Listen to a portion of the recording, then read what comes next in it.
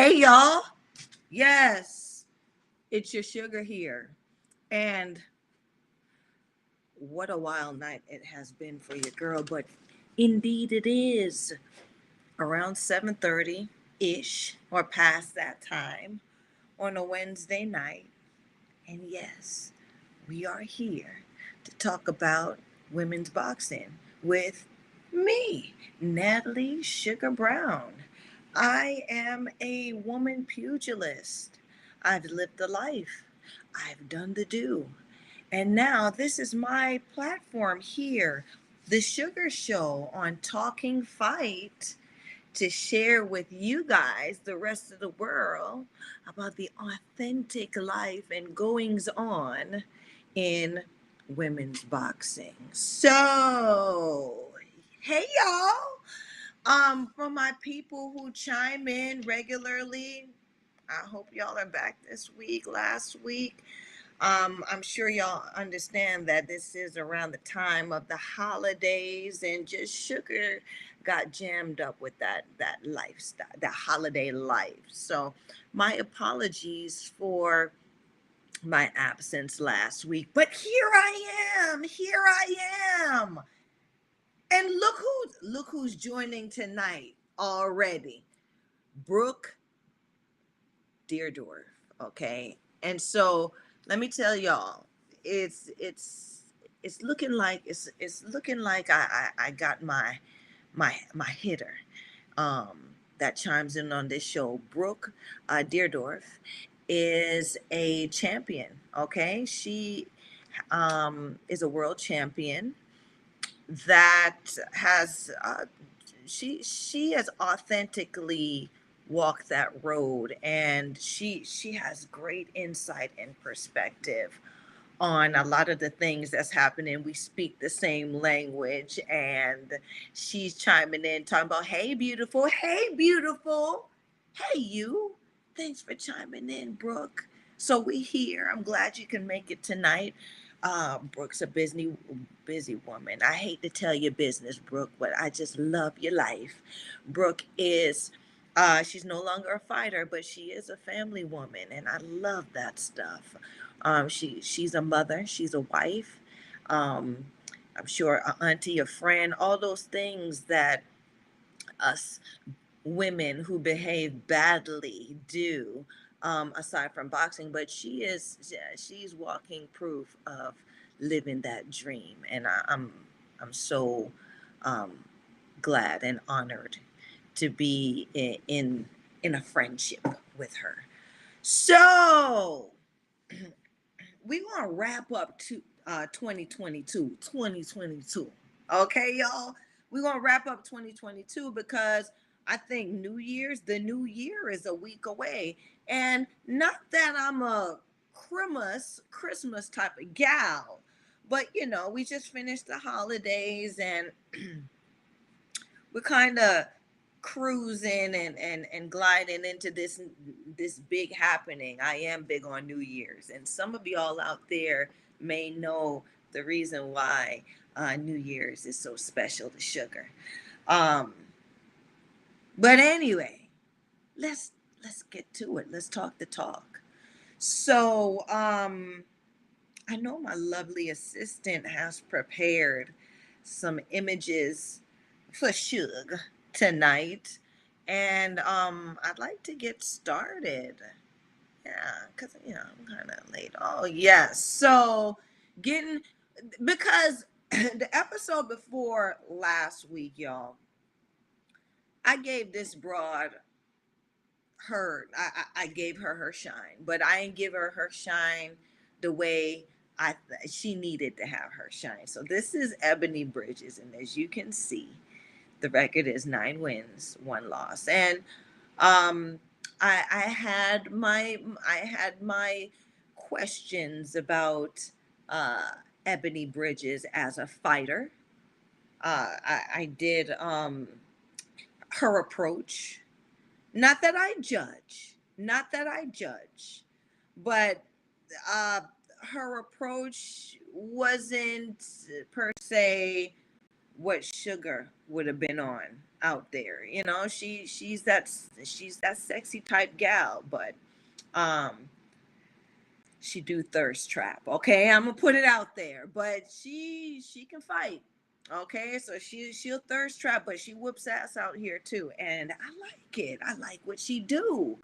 So this is Ebony Bridges, and she fought a great fighter previously. Lovely assistant, do you have any images about this um lovely or this great fighter? So the name's not up there, but this is Shannon O'Connell. Okay, and if you haven't seen Shannon's, if you're not clear on, sorry, Shannon's record, I believe, let's see, let me look at my notes, you guys. So Shannon's record is 23 wins, 7 losses, and 1 draw. So she been out there, okay, and she been around. She's been around. Shannon O'Connell is a crone, and y'all should know what these terms mean by now. Okay, but those who are new, there are broads, which is the general consensus of young broads out here, young women, ladies, whoever out here in the sea, and we're all sharks trying to, or we're all fishes in the sea trying to eat another fish and get bigger until we become sharks. And you stay around, or if you stick around long enough, if you got it in you to stick around in this industry long enough, you become a crone. Okay. And so what you're looking at is one of the crones out here, and being a crone ain't a bad thing, right? And that's what I want a lot of people who chime in who are interested in women's boxing to understand, right? Because women's boxing is not like men's boxing. Men decline in their 30s. Women fighters, that's when you hit the sweet spot. When you're a cronin out there, that's when your bones get hard, and that's when you're solid. That's, you know, you've given a couple beats and you've taken a couple beats, and so you do what it do in that ring, and you ain't scared of nobody, and you're not trying to please nobody, because you know what you're doing. Last Bell Boxing chimes in. Okay. Hey. Last Bell Boxing says Emily Bridges has improved a lot since being trained by Mark Tibbs in London. Last Bell Boxing also says boxing about levels. She found her level against Bridges. A lot of smack talk before this fight. Last Bell Boxing, um, I'm liking what you talking about. Yeah, you came in strong. You got my attention. Yes. Ebony Bridges, she found her people. She found her corner, right? And if you look at Sugar's previous episodes, I can't tell y'all which ones no more. I've done a lot so far. Yeah, I'm kind of happy about that. But in a previous episode and previous episodes, I have explained to you guys the importance of a corner, okay? And it seems that Ebony has done her homework. Ebony has done what she needed to do. So all the cogs are just turning the way they should for her. Hence, how she defeated this great crone, Shannon O'Connell. So Last Bell Boxing did say, Last Bell Boxing did say boxing is about levels. And she found her level against Bridges. Now, yeah. It seemed, and that levels shizit seems to be like the term, it's like a fad term, or a like when a word becomes popular and everybody's using it, so boxing is about levels. I used to hate hearing when people say that, because all in all, unless you know about levels, you don't even know what the hell you talking about. You don't know what you saying, right? So with this level situation and Ebony Bridges versus Shannon O'Connell, what I will say, Last Bell Boxing, and for those who are chiming in right now, is what Shannon underestimated was that her level may have declined, while Ebony Bridges, who's a young, fresh broad in the game, is like a sponge right now. Okay. So she's sucking everything up. She's learning, right? And everything's new to her. And when everything's new to a young, hungry broad like Ebony Bridges, they're dangerous. And Shannon took that danger for granted, right? She'd been around, and I can see it and I can tell, right? I get it. Shannon said, "This wet-nosed, thirst-trapping broad thinks she could beat me? We'll see." But I don't think she prepared, or I don't think she understood that she needed to reintroduce herself to not only the world, right? Because you have to recreate, you have to reinvent yourself all the time, especially in women's boxing.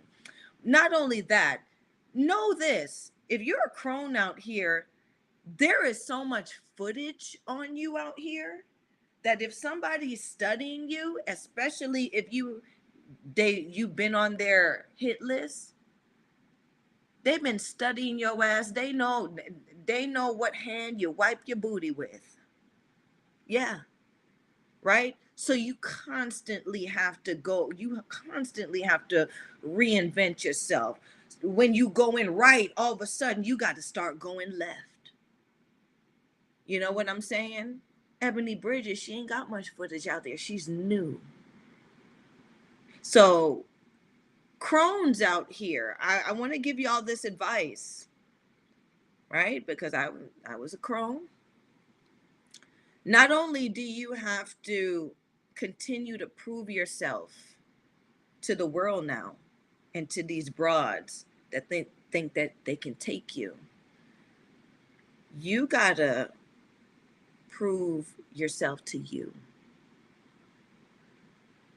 You got to dig deep inside you and find that part of yourself, or that part of you that you never met before. And you got to feed it and make it stronger.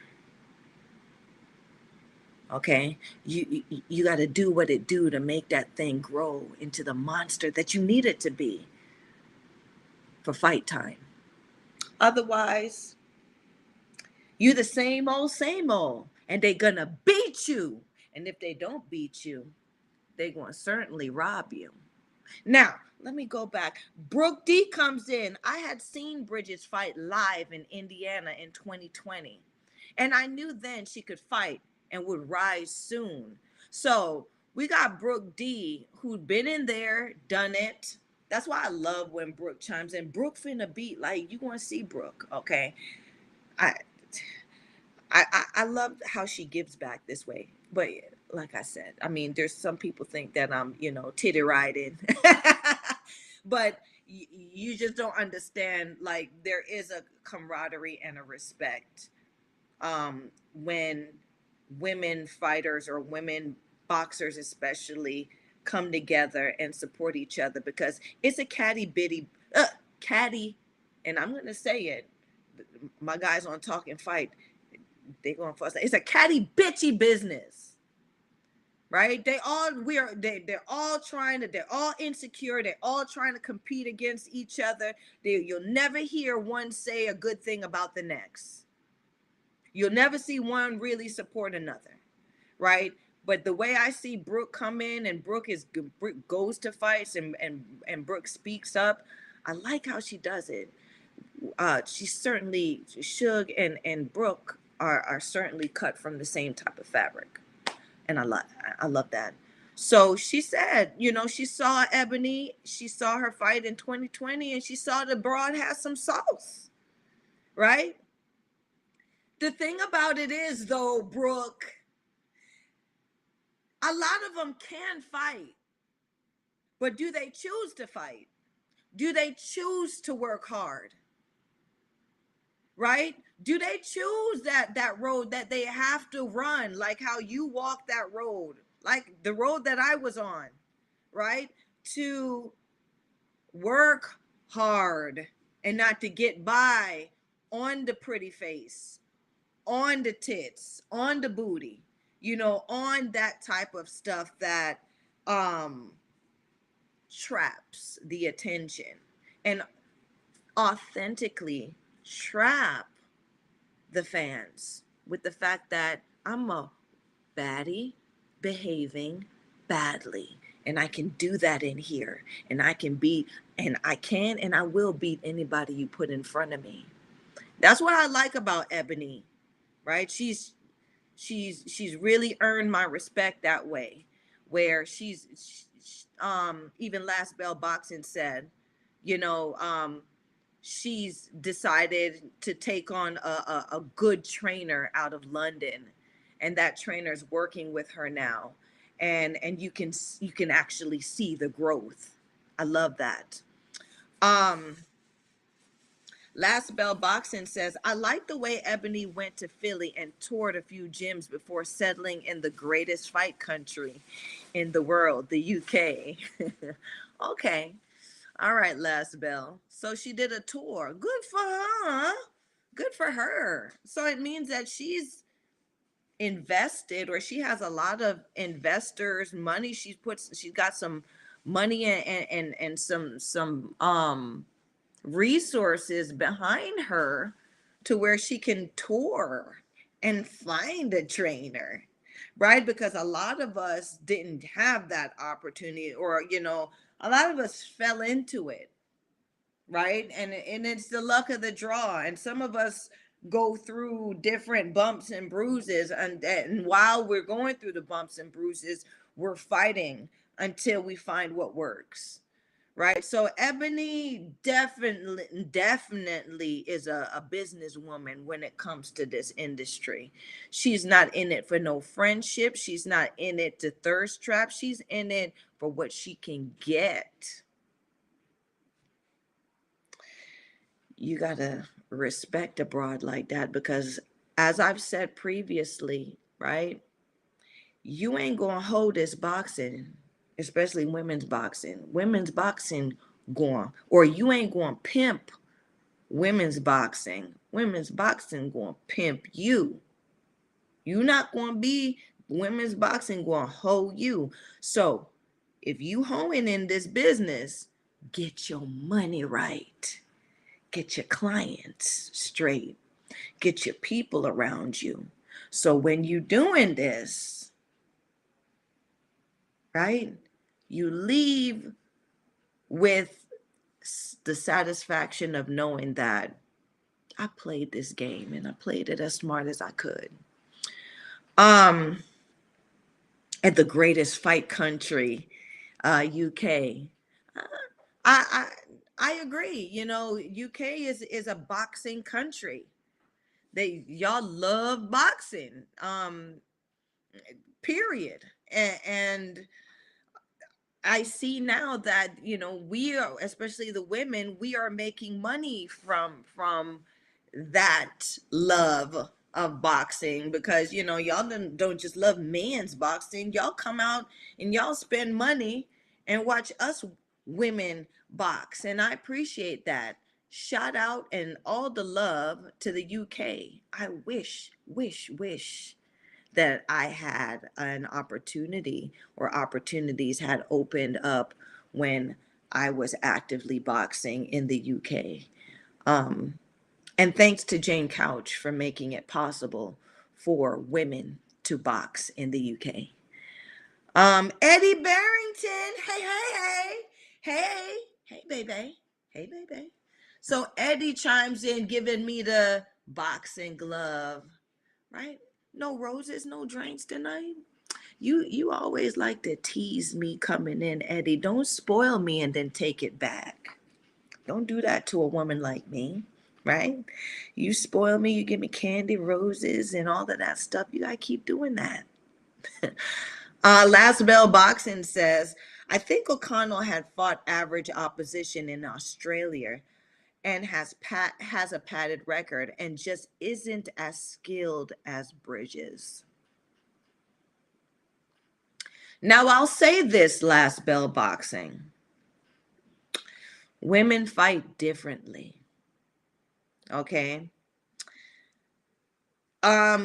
Skills do pay the bills, and it's great to have skills as a woman fighter, but I say more so that it's about your tactics, your generalship, your strategy when you go in there as far as women's boxing.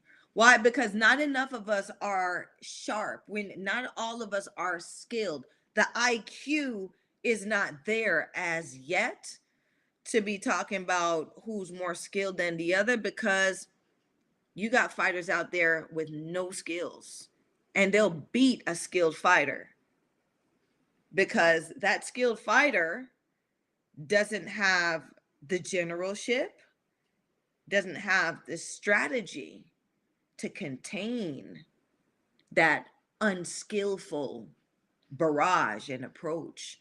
So you really got to know what you're doing in there. So I wouldn't say that um Bridges is more skilled than O'Connell. As a matter of fact, and I've mentioned this before, I wouldn't mind watching them two go at it again. Why? Because the fight wasn't like O'Connell got pounded. You could clearly see O'Connell ran into some shit that she just could not, she couldn't believe this broad was like this. Like, oh, this you? Oh, shit. But it was too late because she didn't prepare for that type of fight, right? When she dropped, lovely assistant, do I have any images that of this fight? So even from the weigh-in, so let's talk about this, right? Look at O'Connell. O'Connell is the broad or the crone on the right hand side, hard bodied, right? And I talk about this a lot. Like there's some education when it comes to the Sugar Show. There is. Because I describe fighters and the type of fighters and their body types and all of that, because that's a part of women's boxing. That's how we sell ourselves. That's how we brand. That's our branding, right? You would never, if you know women's boxing, if Shannon O'Connell didn't come out chiseled like she is right now, then that ain't Shannon O'Connell. You know what I'm saying? She always comes out hard bodied like that. And I don't know if, she's doing it. It's diet and hard work. I don't see where there's any peds in that looks like hard work on her body. And then you see on the left hand side you got Ebony Bridges, and Ebony Bridges comes out looking like a bikini model. She got the lingerie, she scantily clad, right? So she showed up not really looking like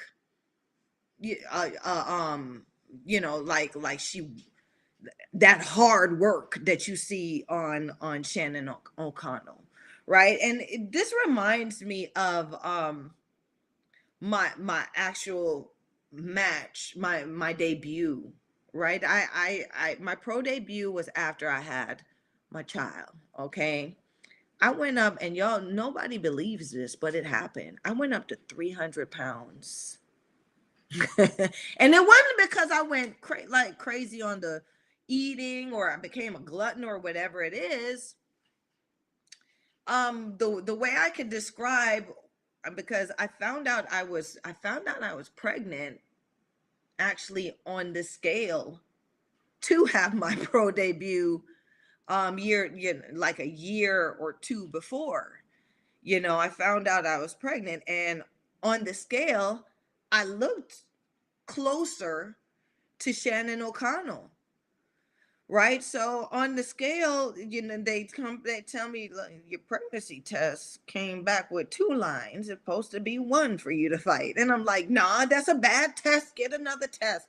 Because, I was a machine. Like, I did indulge, but I thought, I was playing it smart. And no, no, no. It was time for Shug to be a mom. So I found out I was pregnant, and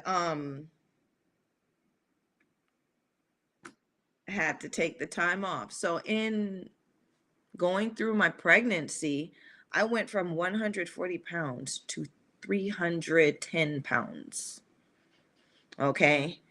And so as I was growing, um I was thinking, or me and my husband at the time were thinking, oh well, it's just baby weight. It'll come off. This is baby weight. It'll come off. Man, when I had that baby, I think 30 pounds came off and then quickly came right back on. So I was solid 310. Okay. So, y'all know sugar go off and then go off and then come back. I'm telling you about what this kind of reminds me of. So, hard bodied on the scale, found out I was pregnant, had to go away for like a little, some time over a year, almost 2 years, I think. And went up to 300 pounds. When I came back for my pro debut, it was like things went so fast in women's boxing that, I was like the gal, right? Amateurs, look it up. I was that gal, right? I was up there like Clarissa Shields and them. Um, Even though at the time there were the world championships was basically our Olympics. You know what I'm saying? So Sugar was uh ranked number 2 in the world, but arguably people thought I was number 1 in the world at my weight in my weight class. And pound for pound, one of the best women amateurs in the world. Okay. Um, Excuse me. I got this cough thing going on. Came back. It wasn't like this now. It wasn't like this. So we ain't had no internet. That's how old Suge is, okay? It was the grapevine. And by the time the pro debut came, nobody knew who I was. Things went by so fast. They forgot about me. Okay, so I weighed in, and I didn't I fought my ass. I fought hard to get down to the weight back to 140.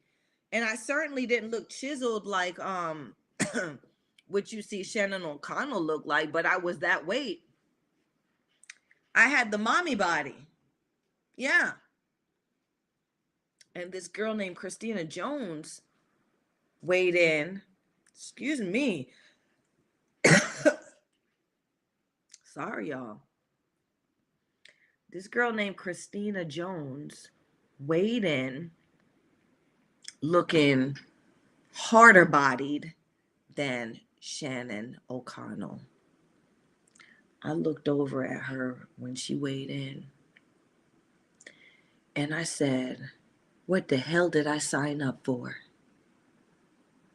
This might not be me no more. Right? No one knew who I was. And when I weighed in, they thought I was the opponent. But there was one lady, she said, you're Natalie Brown. That was my name. You're I remember you. You're like an amateur champion. You were an amateur champion. I said, yes, ma'am.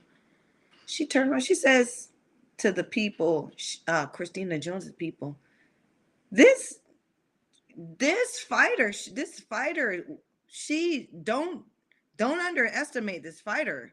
She's a great fighter.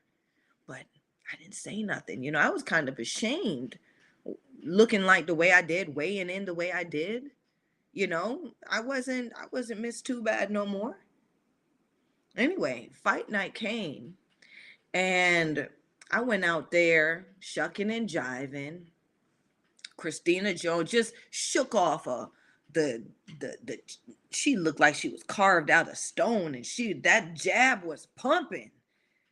I went back to the corner, and my coach Jerome Coffey said, what you come here for? Don't waste my time. We didn't work all this time for you to come bullshit. I said, what? He said, go on in there, because you losing, and stop this bitch. I said, yes, sir. Round 2 came out. Christina hit me. She hit me with a good shot. And then when she hit me with that damn shot, it might have been a millisecond, but like how you kind of have flashbacks, or you kind of have things in your mind, flashbacks in your mind. The flashback was of how everyone laughed at me and told me, why are you even trying to box again? You're a mother now. You should be giving that up. That's not for you. I straightened my back out. I looked at Christina Jones and I said, you're going to be the example. I posted her up against the ropes, and I gave her what everybody knows sugar for, this right hand. And in doing that, boom, boom, up, down, around, salted her back alley style. She dropped to her knees and started crying. I looked at her and I thought, I'm back. And I went back to the corner. You know what I'm saying? So looking at this, and I'm coming back to this now. Don't let the smooth taste fool you. Ebony Bridges came in and she looked like a bikini model, right? Shannon O'Connell comes in looking like hard work, but you still can't judge. And that's what makes women's boxing so interesting, because that's what clearly we're selling. That's what people are looking at, right? When a broad gets on the scale, they're looking to see if does she look bad? Has she been working? I can't tell. Or, okay, let's see how she do. That's the allure, right? That's what sells us. That's what makes women's boxing interesting. Y'all trust me. We come in all different sizes, shapes, colors. Okay? There's no storybook ending. It's just ladies behaving badly. And I love that. It's like going to a mall. And that's what I do too. Like when I go to the mall and stuff, I'll pick a broad, another broad. Her versus her. I wonder who would win. Her versus her. I wonder who would win. Old versus young. Young versus old. Right? Skinny versus fat. I wonder who would win. Why? Because there's a side, each woman got that side of herself. That some of us tap into it. Hello? Brooke D, the champ, that's here, tapped into it. We were able to make a living doing it.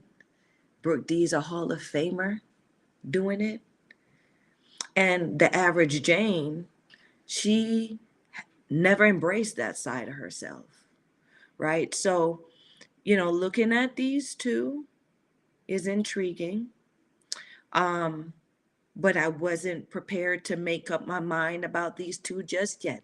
Shannon O'Connell, they're talking mad smack, like last Bell Boxing said, and it's a part of it. Like people are sitting there talking about, oh, and the things that she said, and oh, no class. Women behaving badly.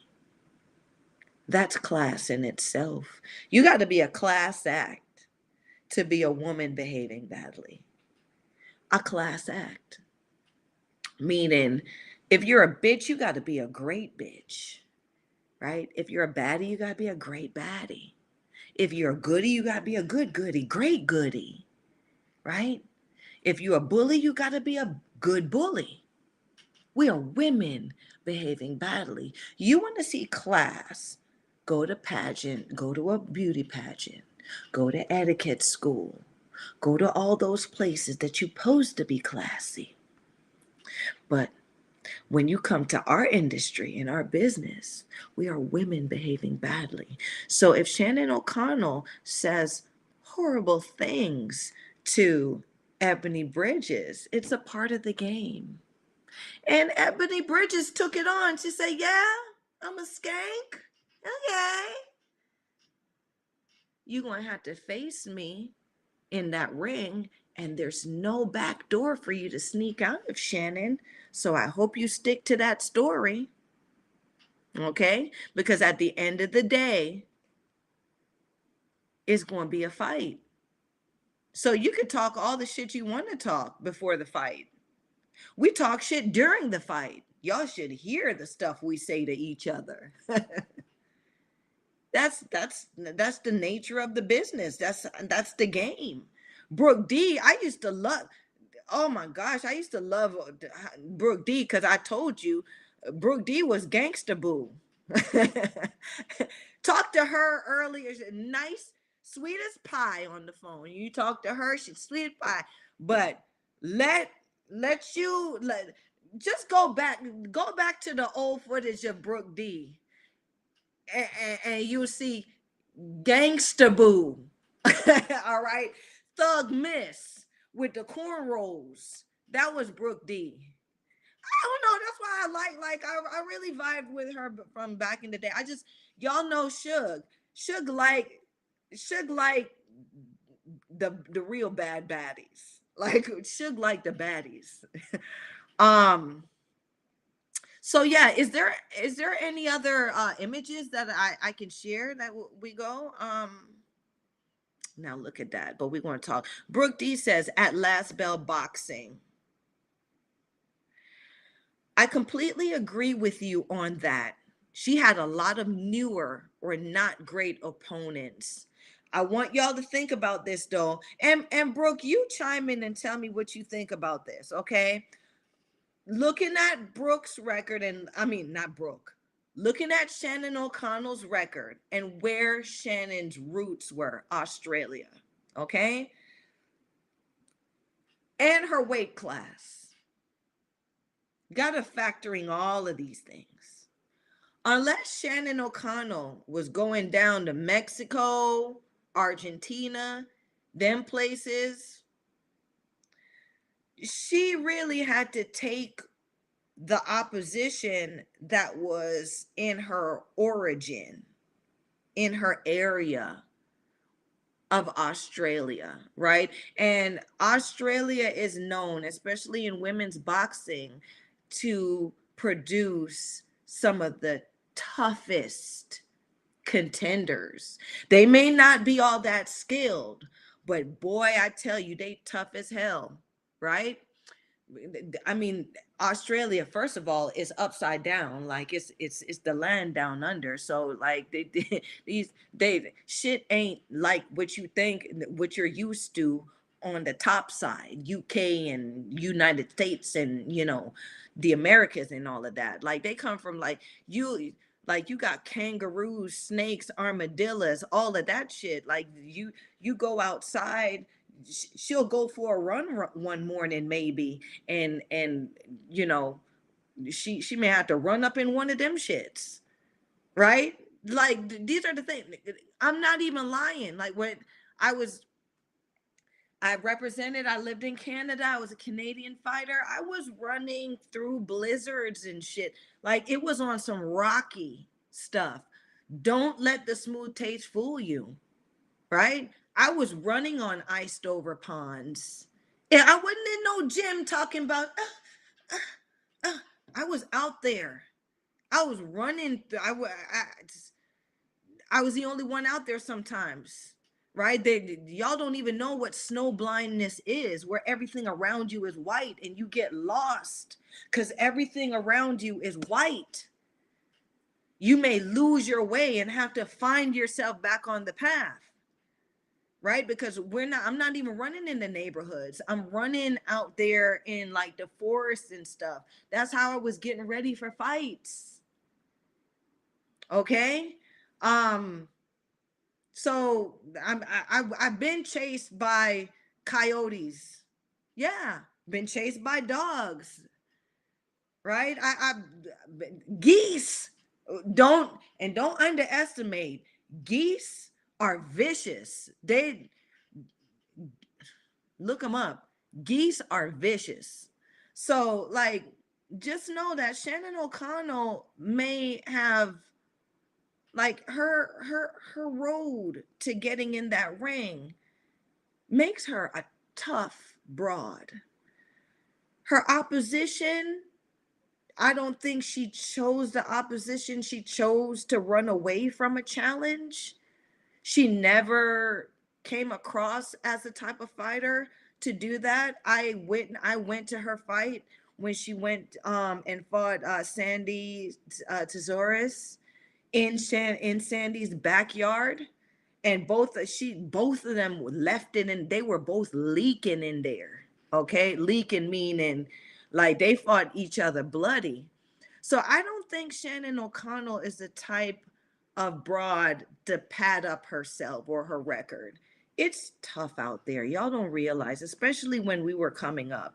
I don't know, like Brooke, you tell me what your experience was, but there was a time where there wasn't the opposition wasn't the playing field and the opposition wasn't easy, meaning the people who were contenders didn't want to fight, right? They weren't gonna fly to Australia to fight this tough broad, and they weren't gonna fly her in to fight her because she was too tough.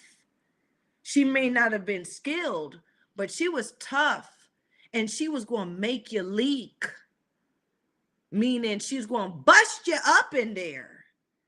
And not a lot of these paper tigers, punks, were willing to step up to that kind of challenge in the name of being, a great fighter, a good fighter, or, a baddie out here. I want y'all to understand that. So we're not going to downplay this crone. She's been around for this long for a reason. She's real out here. This one is real, right? You look at her, look at what she's a mom with a kid. And they were talking about that her son was saying vile things, at the weigh-in. That little boy grew up in this, right? Just like my child grew up in this. It's not easy. You look at her life and know that she's real, right? Because, like I said, when people tell you you get pregnant, people count you off. You're a mommy, people count you off. They say, "Why are you doing this? Why are you fighting? This is not for you. You need to give that up. You're a mother now." I remember hearing that, and I was like, "I'm a mother now? Oh, you're married, you're a wife now." "Yeah, I'm a wife now. So does that mean that I can't be a fighter anymore. Being a fighter is who I am. I can't not be me anymore. So I made it happen, right? And a lot of us baddies out here did that and do that. A lot of us out here had to prove y'all wrong, because if it was up to y'all, right? I don't know what we'd look like, right? The um women boxers can't be mothers. Women boxers can't be wives. Women boxers um can't have husbands, can't have wives, right? We just can't. Like, there's so many things. Your idea, the average person's idea of what a woman fighter, woman boxer is is very limited compared to the magnificence that we all are. We are all magnificent women. Y'all just don't even understand our stories. And there are different stories. And it's not about the, oh, there is, there's abuse and sexual misconduct and all of that shit. But all of that stuff it's in gymnastics. It's in all of these other sports, right? But they're looking, oh, she must be dragged through life. She must be, she must have been raped. She must have been molested. And yeah, maybe. But I fought through that adversity and empowered myself.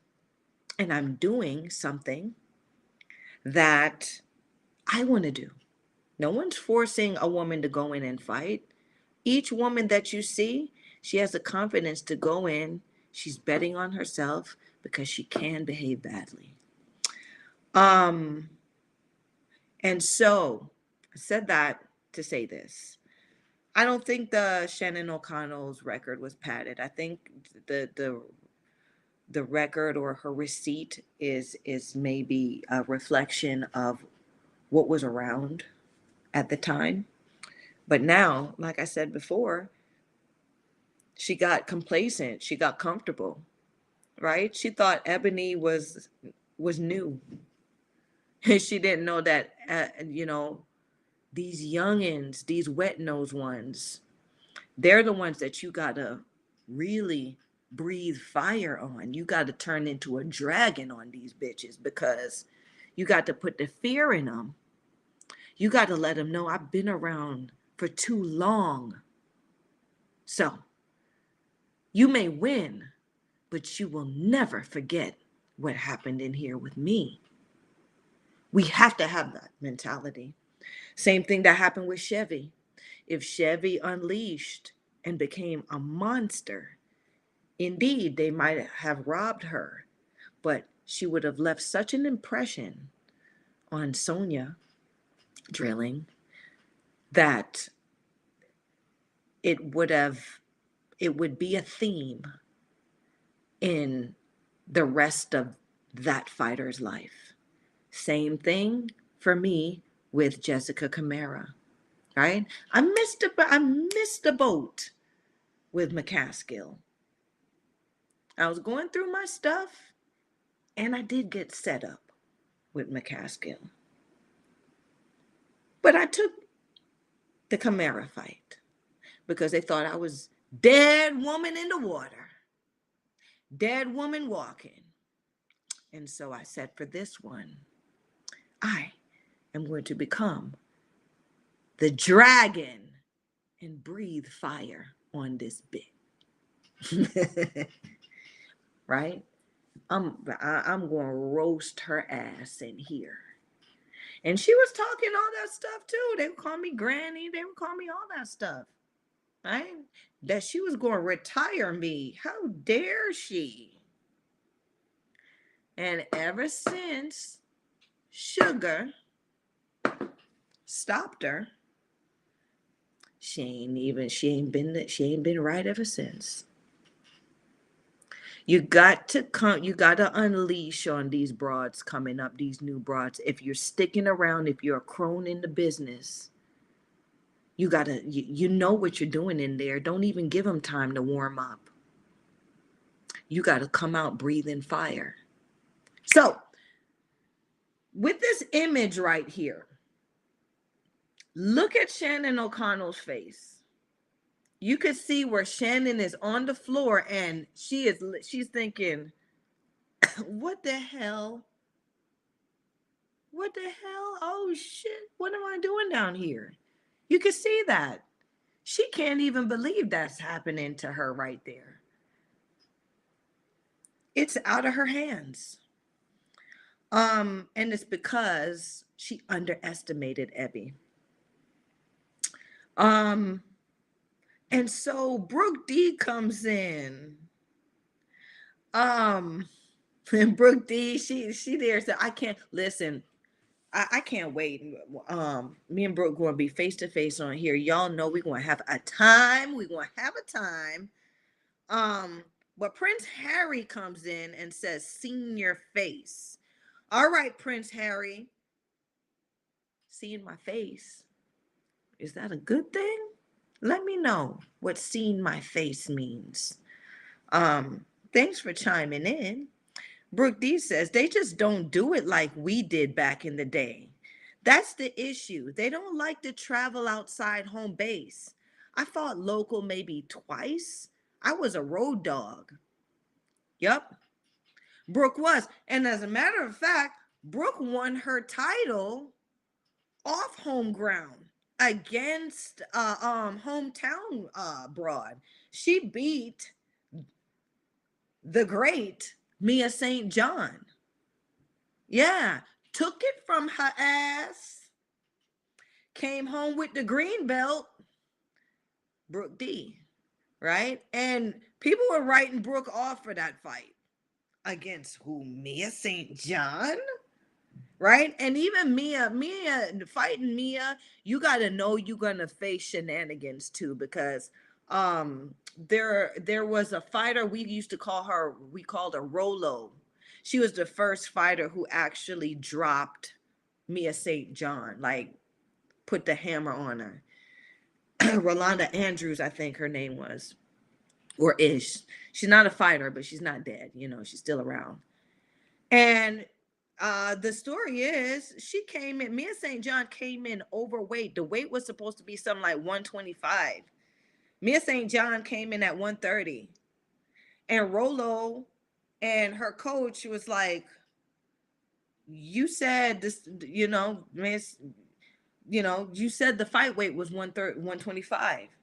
This is 130. What they said, Mia St. John took a bottle of water and drank it in front of him, not knowing, y'all don't understand what the disrespect of drinking a bottle of water in front of somebody who's had to dry out to make weight.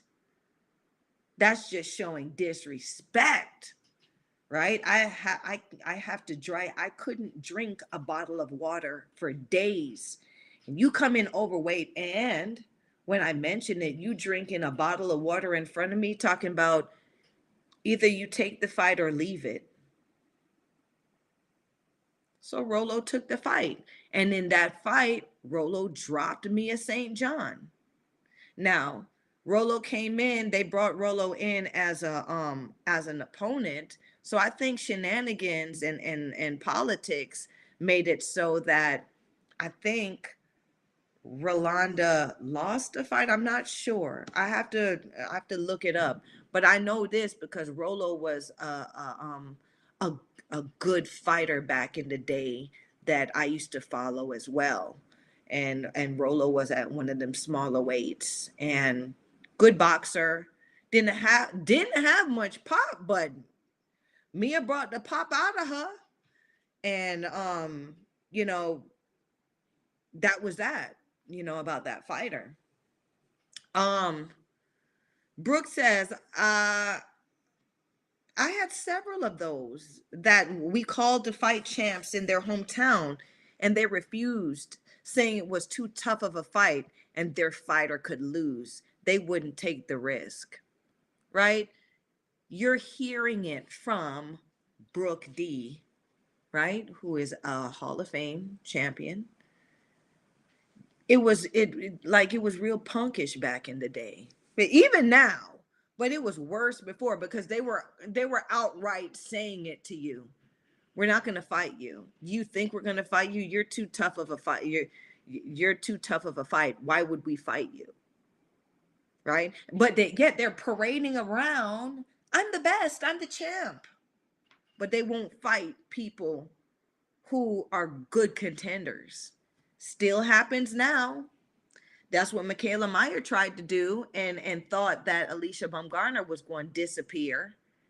But the beautiful thing about now is Alicia couldn't walk through the front door, so she climbed in through a window and made the shit happen. And now, who's the champ? Alicia Baumgartner. Brooke D comes in and says, after my fourth fight, I did fight all top 5 ranked champions in their hometowns, though. Road dog, only the best. It was a different time. Okay. So after Brooke's fourth fight, Brooke came out. This is why I tell you, like, I really respect this fighter. She stepped up. She was like a Ebony Bridges. That probably no harder than Ebony Bridges because she was stepping. I'm gonna say this. It was tougher. The opposition was tougher back then. Tougher than it is now. I would say that. So she was stepping up to fight these champions in their hometown. So not only was it was tougher in the ring, but it was also tougher because you had to make your own justice in the ring.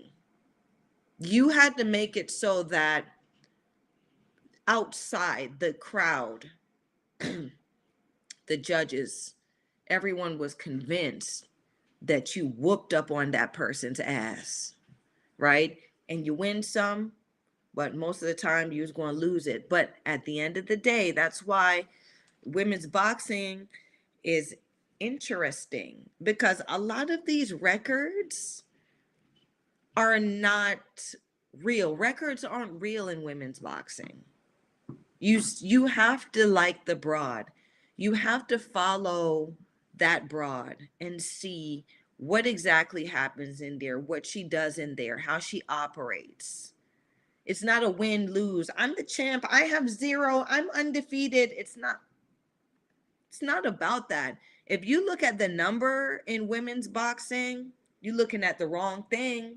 You're missing out on a whole lot of good stuff because it's the story. It's about the story of the broad. Brooke D says, and different kind of fighters back then, rough and tough and hot too, some of us. Yes, right? It was. Because I'm not even going to lie. There were, it was just, it's true. Rough and tough. Why? Because that was the time we had to prove something. It was not, you couldn't walk into a boxing gym as a woman and get a trainer and tour for the right trainer. You crazy? You couldn't do that. When you walked into a boxing gym, you had to prove that you were worth their time.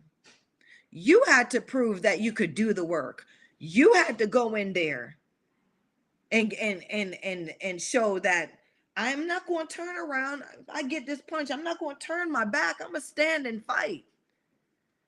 Now you got people, breastfeeding and titty feeding these young girls and amateur, they have a great amateur record and all that stuff. Even amateurs was tough back in those times. I started when I was an amateur, we fought 3-minute rounds.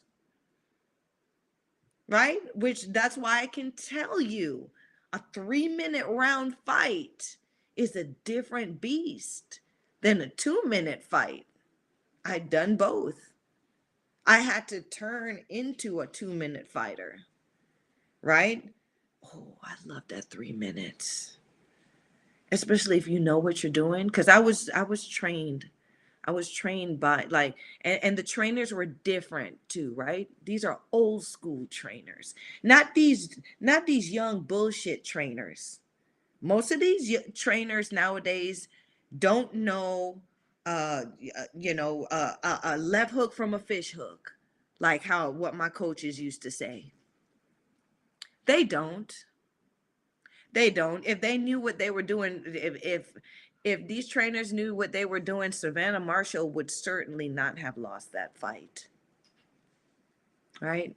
Or the fight would have been much closer if her trainers knew what they were doing or if they were real trainers. Brooke D comes in saying, facts. There were no easy opponents in our time period. None. There's no tomato cans lining up, because even those will make you look bad, right? A lot of the women that were in boxing boxed at fought underground, fought at the strip clubs, fought in the basements, fought in the backyards, in the parks, unsanctioned shit. Like, and this is not like when I'm telling you about in the bars, when I'm telling you about stuff like this, it wasn't that, oh, that's safe. It was not safe. It wasn't.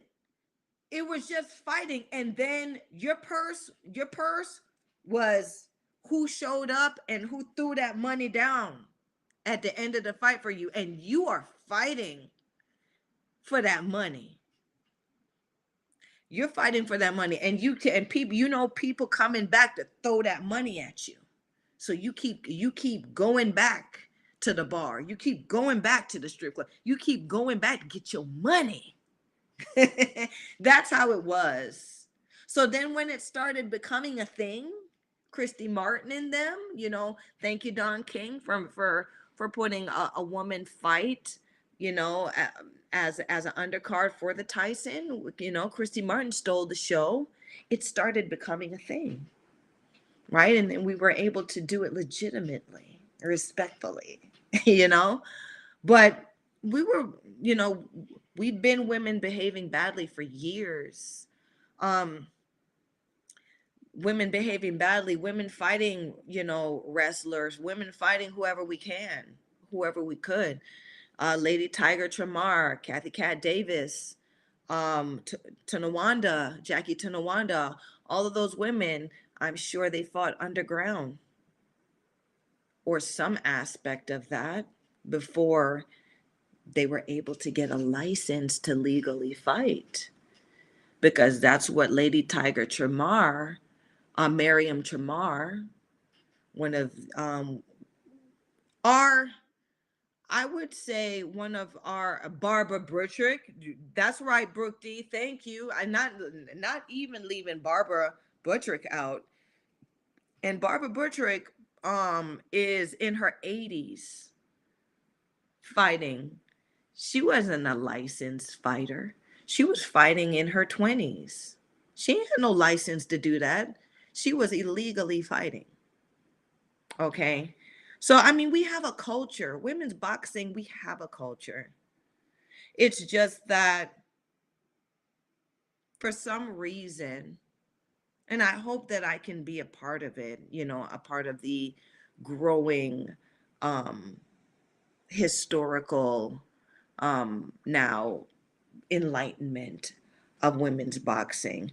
But it wasn't something that um was acknowledged. It wasn't something that was celebrated.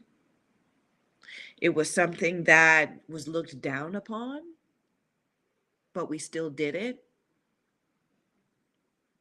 Okay, it was something that was, now you got pink boxing gloves, you got little girls, you see, it's cute now. I see their daddies taking them to the boxing gym and up, up, up, up, up, up. You see them on the YouTube now on the pads and shit. It's cute now. Where it was at, you know, when I was told You don't belong here. You don't belong in a boxing gym. You need a boyfriend to fight for you, because that must be why you came to the boxing gym. Anyway, back to the call. My gosh. Like, subscribe, and share. Like, subscribe, and share. While Sugar get it together. I need some water. Sorry, y'all. So, woo, lovely assistant. Please go on to the next image. So look at this. I actually like this. So for my people just listening in, the image is the ref is holding up Shannon. Sorry. I know y'all are like, somebody get that woman some water.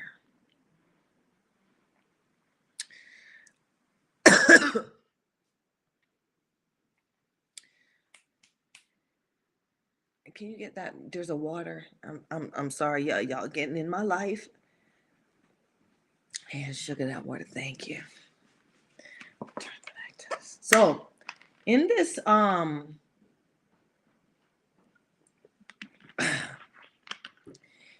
the image for you guys that are not, that can't see the picture, is the ref is holding up Ebony Bridges' hand in victory, and you have on the other side a bitter, pissed off Shannon O'Connell, who is busted up, eyes swollen, with her middle finger to the audience, right? She said, "Fuck you guys."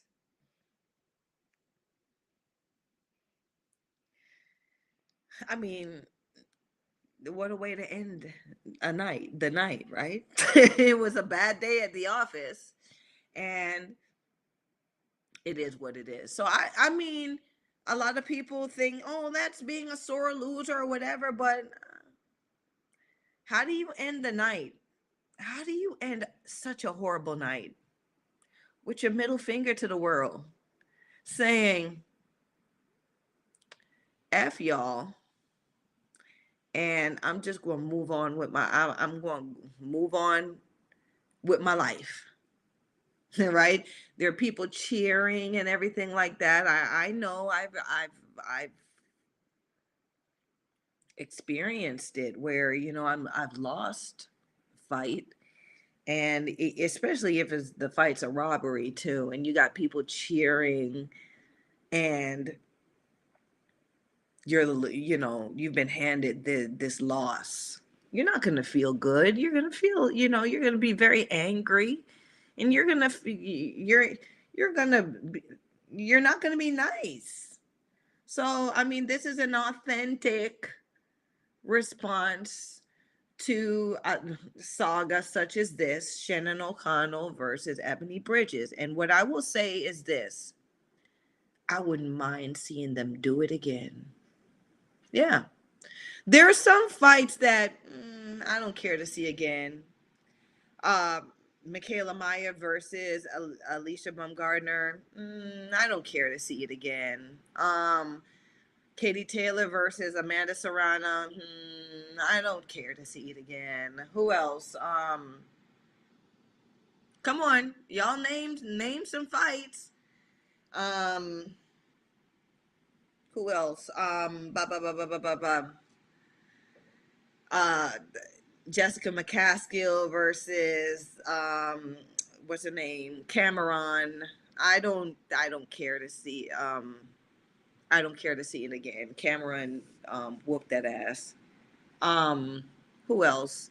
Like, there's some fights that you don't need to see it again, because it's going to see it's going to be the same bull jive, and it it is what it is, right? But um Brooke D comes in. She says, I don't want to see Serrano Taylor either, right? McCaskill versus Cameron. She on the same page as me. She don't care to see that again, right? No. But there are some fights that I wonder if Shannon O'Connell went back home, ate the humble pie, not one slice, but the whole pie, licked her wounds, and got herself together to fight Ebony Bridges again, what the outcome would be. What kind of fight would it be, right? It would still be juicy. There would still be that drama in it. There would still be that that uh that stench of revenge in the air, or that stench of I'm going to, I have to demolish you in the air. It's not oh, we're gonna do it again, and oh, I'm gonna try to beat her this time. No, it's like, oh, I get a chance. She's not gonna get away this time. And Ebony is on some, oh, I'm gonna do you worse this time. You know what I'm saying? So that type of drama, that type of thing intrigues someone like me, intrigues someone who loves the art, the combat, the the the air of what combat and what fighting is. Not just combat, but I mean, fighting is, because fighting is more than skill and strategy. Fighting is heart and soul. Fighting is heart and soul, right? It's a spiritual thing. I don't care what nobody says. Fighting is a heart and soul, and that's your spirit.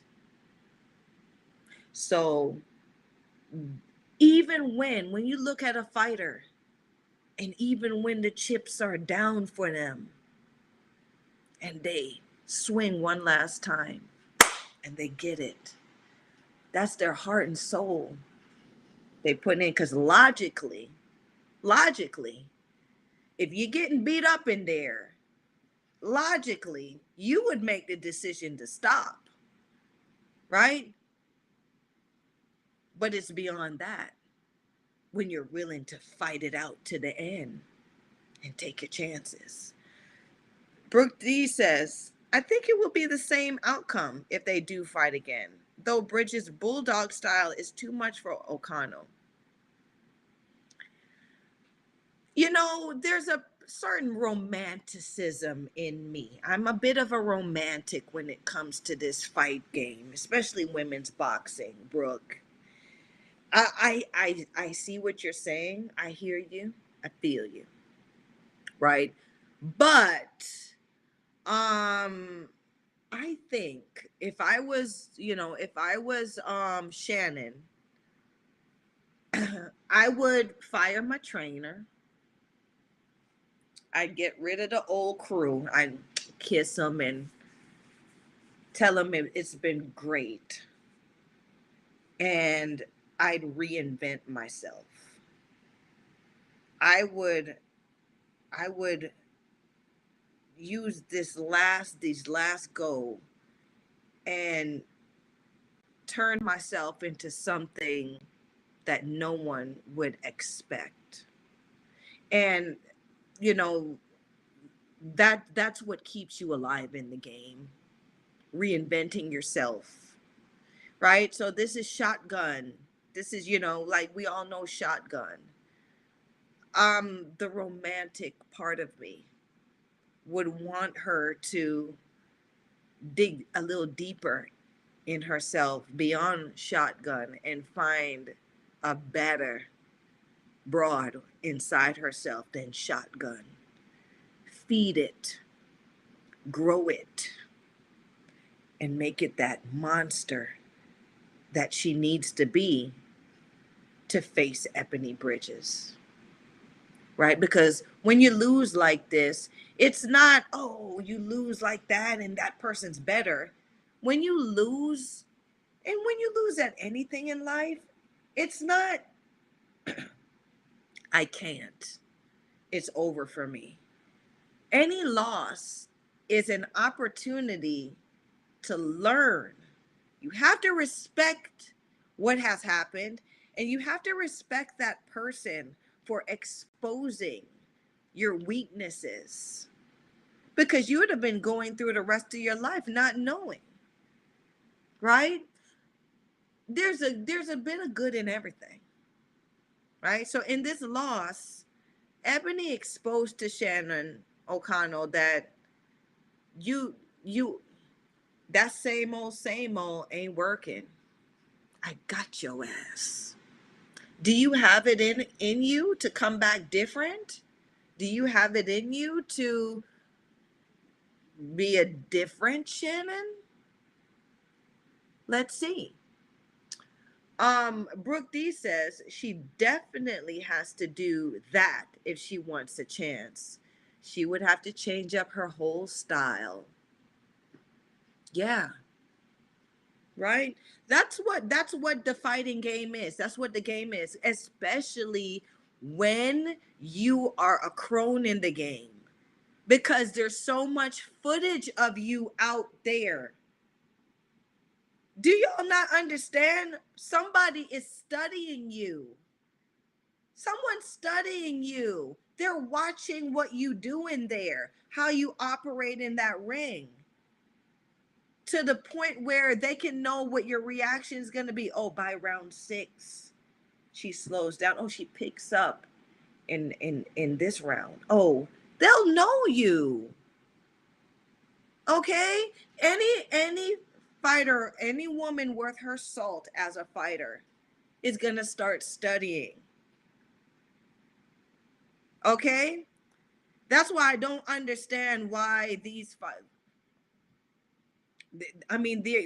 there are fighters that are very capable out there to give Clarissa Shields a bigger challenge, and they're not doing it. They're not doing it. All this footage of T-Rex, the Gwot out there, and you can't come up with an answer. You can't come up with a problem for her. Come on, if I was Clarissa, this shit would be boring to me. The only thing that would, excite me is the fact that I'm gonna make a lot of money by, fighting these mundane fighters that don't propose a challenge to me. I get to make money doing this, right? You're telling me that Clarissa Shields, right? You're gonna fight Clarissa Shields. You're gonna fight Clarissa Shields, right? And you can't find someone, right? Because now it's a team. You and another person preparing for one fighter. You can't find enough people or a person that could come up with a strategy that would propose a problem for this other fighter, and you paying this person 10% out of your purse? Nah. I'm sorry. I'm about to bleed in this mofo for for this bullshit ass strategy that you prepared for. No, you're not getting 10% of my purse. No. Brooke D comes in and says, if Hannah Gabriels was the same size as Clarissa, that fight would have been very different. She gave her problems, and Gabriels was much smaller, was a much smaller fighter. Brooke, can you elaborate on that? Because I did see that fight, and Hannah Gabriels is the only fighter that dropped Clarissa Shields, right? Not even Savannah Marshall, who is supposed to have the power, dropped Clarissa Shields. And I can say, and I do agree with you that, you know what, Brooke D, um, I was proposed. They wanted me to fight Hannah Gabriels, but they wanted me to fight Hannah Gabriels in Costa Rica, right? And I did, I got my feelers out there and I did a bit of homework. And that's Hannah Gabriel's hometown, right? You got to literally, you got to kill her, bury her, okay? And throw the damn holy water seal so she don't raise up out the ground to win against Hannah Gabriel in Costa Rica. So I opted out of it because there was a fighter named Melissa Perez, Melissendia Perez, who gave Hannah Gabriel all the problems, came with all the smoke, okay? And she went over there and lost, which, messed up a good contender out here, because that girl, Melissa, I think her last name is Perez, I'm not sure, was a good contender. She could have still been around till now. Hannah Gabriel's fights at heavyweight now. I think she opted out of being in a strong weight class to be a heavyweight champion now. So her people them is paying the money for her to hold a heavyweight belt. Brooke D says Hannah Gabriel, she dropped her. She was working the angles and doing very well until about halfway through the fight. Gabriel's got winded due to the weight difference, and it was over from there if she was the same size. But you know what, Brooke D? I thought Hannah Gabriel's was a bigger fighter than Clarissa Shields. Isn't she light heavy? Isn't she like 175? Let me know. Anyway, on to the next image, you guys. I gotta finish this. Yeah, I gotta finish up soon, right? We're not gonna have another 3 hour show. Yeah, Brooke D, come on back, cause I want to chat with you about that. But while you come, while you're doing your thing, we want to go on to this fighter right here. Okay, this fighter, look at her, 19 wins, 6 losses. Okay, her name is Marisa Portillo. She's out of Argentina. But guess why this lady, right, comes up? Brooke D comes in and says, yes, Melissa Perez, she fought her twice. I know what I'm talking about, y'all. I know about women's boxing. Okay. So yes, Brooke D. And if you look, I don't know if they took the footage off out of cyberspace, but the reason why she fought Melissa Perez twice is because the first time Melissa Perez whooped, not whipped, whooped. You gotta say it from back here. Whooped Hannah Gabriel's ass, the entire ass. Okay, I was looking at that fight and I was like, when them classy ladies hold their pearls. Oh dear. Oh yeah. Melissa Perez came in there and was not joking around with nobody. And the thing about it is, Hannah Gabriel's looked like she could be like, one of those strong woman models, those fitness models. And Melissa Perez came in looking like she was working second shift at the Popeyes. I'm not even playing with y'all. Okay? So I was like, okay, right? Especially that, I was going to fight this broad. They wanted me to fight. I was willing to go up to 147 to fight Hannah Gabriels. Hannah Gabriels was, I think, fighting 156 at the time. They wouldn't even meet me. They wouldn't even meet me at like 150, right? So I'm like, I'm not going to your hometown, and I'm not going to go through that bullshit. Not Sugar. But Melissa did. Melissa Perez did. And I'm telling you, job well done. Brooke D says she was fighting at 150 prior to Shields. and fought Shields at a catch weight at 160. That was when Shields was coming down from 168. Oh, okay. So I didn't know Hannah Gabriel's was at 150 for that fight, because I do know Hannah Gabriel's has gone as high as 178. And I knew she was rallying up there for some time. Even I think possibly before the Clarissa Shields fight. But that was a great matchup. It was. I think since then, Hannah Gabriel's has become a mommy, and so when you become a mommy, your body changes. You can't lose no, you can't lose that weight like you used to.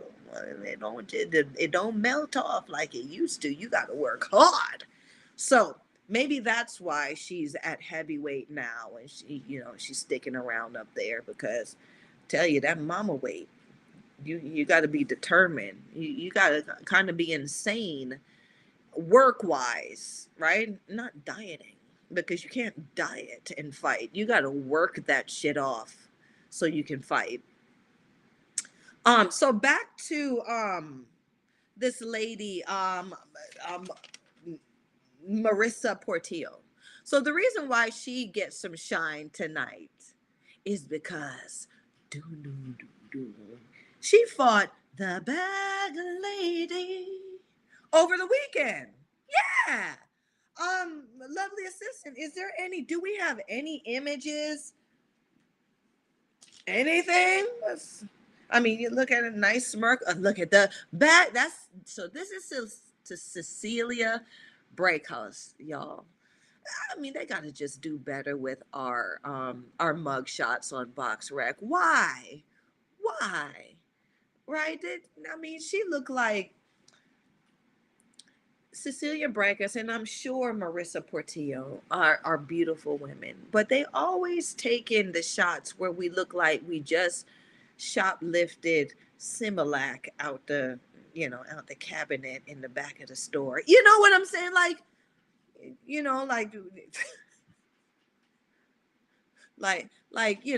we stealing steaks out the meat department, and we got caught. And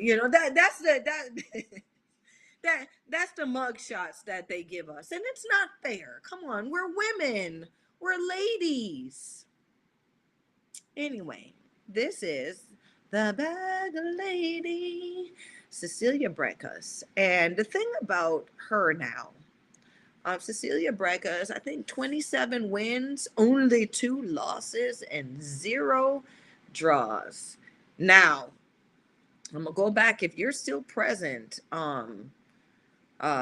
Last Bell Boxing, this the one, right? Um, this fighter, she has, I call her the bag lady now, because she was the cat's ass. Like her poo poo could have made chili. Like, this is like old school. I'm from the South, and I'm from, like, my family's Caribbean, and I'm Caribbean. I grew up around just um a mix of different cultures. And the beautiful thing about the mix of all these cultures is because I was raised by women, sassy women, bad women of from all of these cultures. And so I picked up so much. So when you hear me say her poo poo can make chili, that's the that's when that's an old term where it's like, oh, she everything about her was so damn good, she couldn't do nothing wrong. Right? She couldn't do nothing wrong. They used her poo poo to make chili. And chili is, like, I don't know if y'all understand. Some of y'all who don't know what chili is. Chili is like, it ground beef and ground meats and everything cooked down into a stew, and it kind of looks like if your mind ain't right or whatever, it kind of looks poo-poo-ish. Anyway, so this one right here, Cecilia Breakus. Oh, Mike Orr comes in. Hey, Mike. I've been missing you. Mike. Mike, we talking about and I want you to like, don't just chime in. Don't play me close like that. I want you to talk to me about what the topic is, right? So we wrapping up 2022. We talked about Ebony Bridges versus Shannon O'Connell. Okay. Um, we talking about now Marissa Portillo versus the bad lady Cecilia Brækhus. Why? Because Cecilia Brækhus, like I said, poo poo can make chili now. Okay. This is a superstar. Like, this was supposed to be the great value version of Layla Ali in a lesser weight from Europe. Okay. So she announces like 2 days before the fight's supposed to happen, can't wait to get in the ring, I'm back, or some shit like that. And it's like, who, you can't just say you're about to get back in the ring 2 days before the fight. So you know what Sugar and everybody else in women's boxing going to do.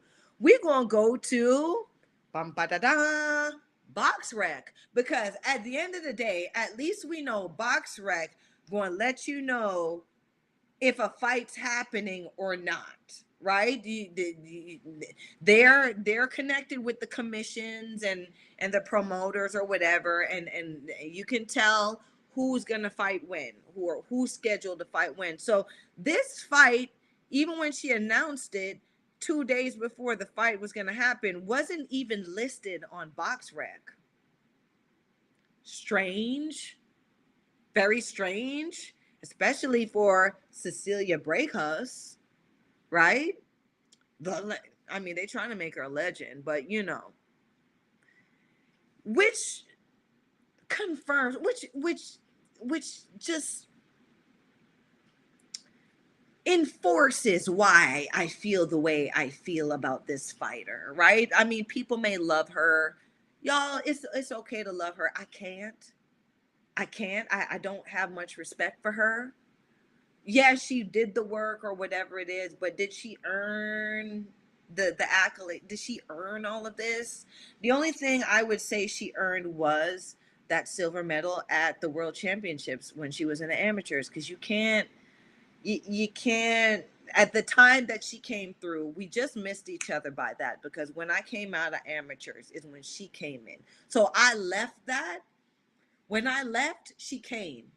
So we would have fought in the amateurs if that didn't happen. Okay. Um so uh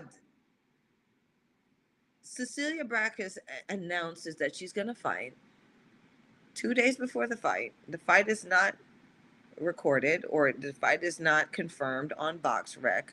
And it's like shenanigans, like here once again, shenanigans, right? She's robbed so many great fighters of decisions versus her. She like she just didn't play fair. She didn't do it right. And so she's coming back in on that bullshit shenanigan stuff, right? Already she's coming in on that, right? She won a fight. She won the fight against Callie Reyes, and Callie Reyes put her on her ass. She was tap dancing for the rest of the round. I don't know. Sorry. I don't know why Callie Reyes didn't go in for the kill. I don't care if y'all paid me an extra $5,000 to lose.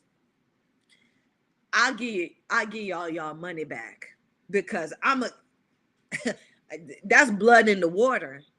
I drop her. No, she finna.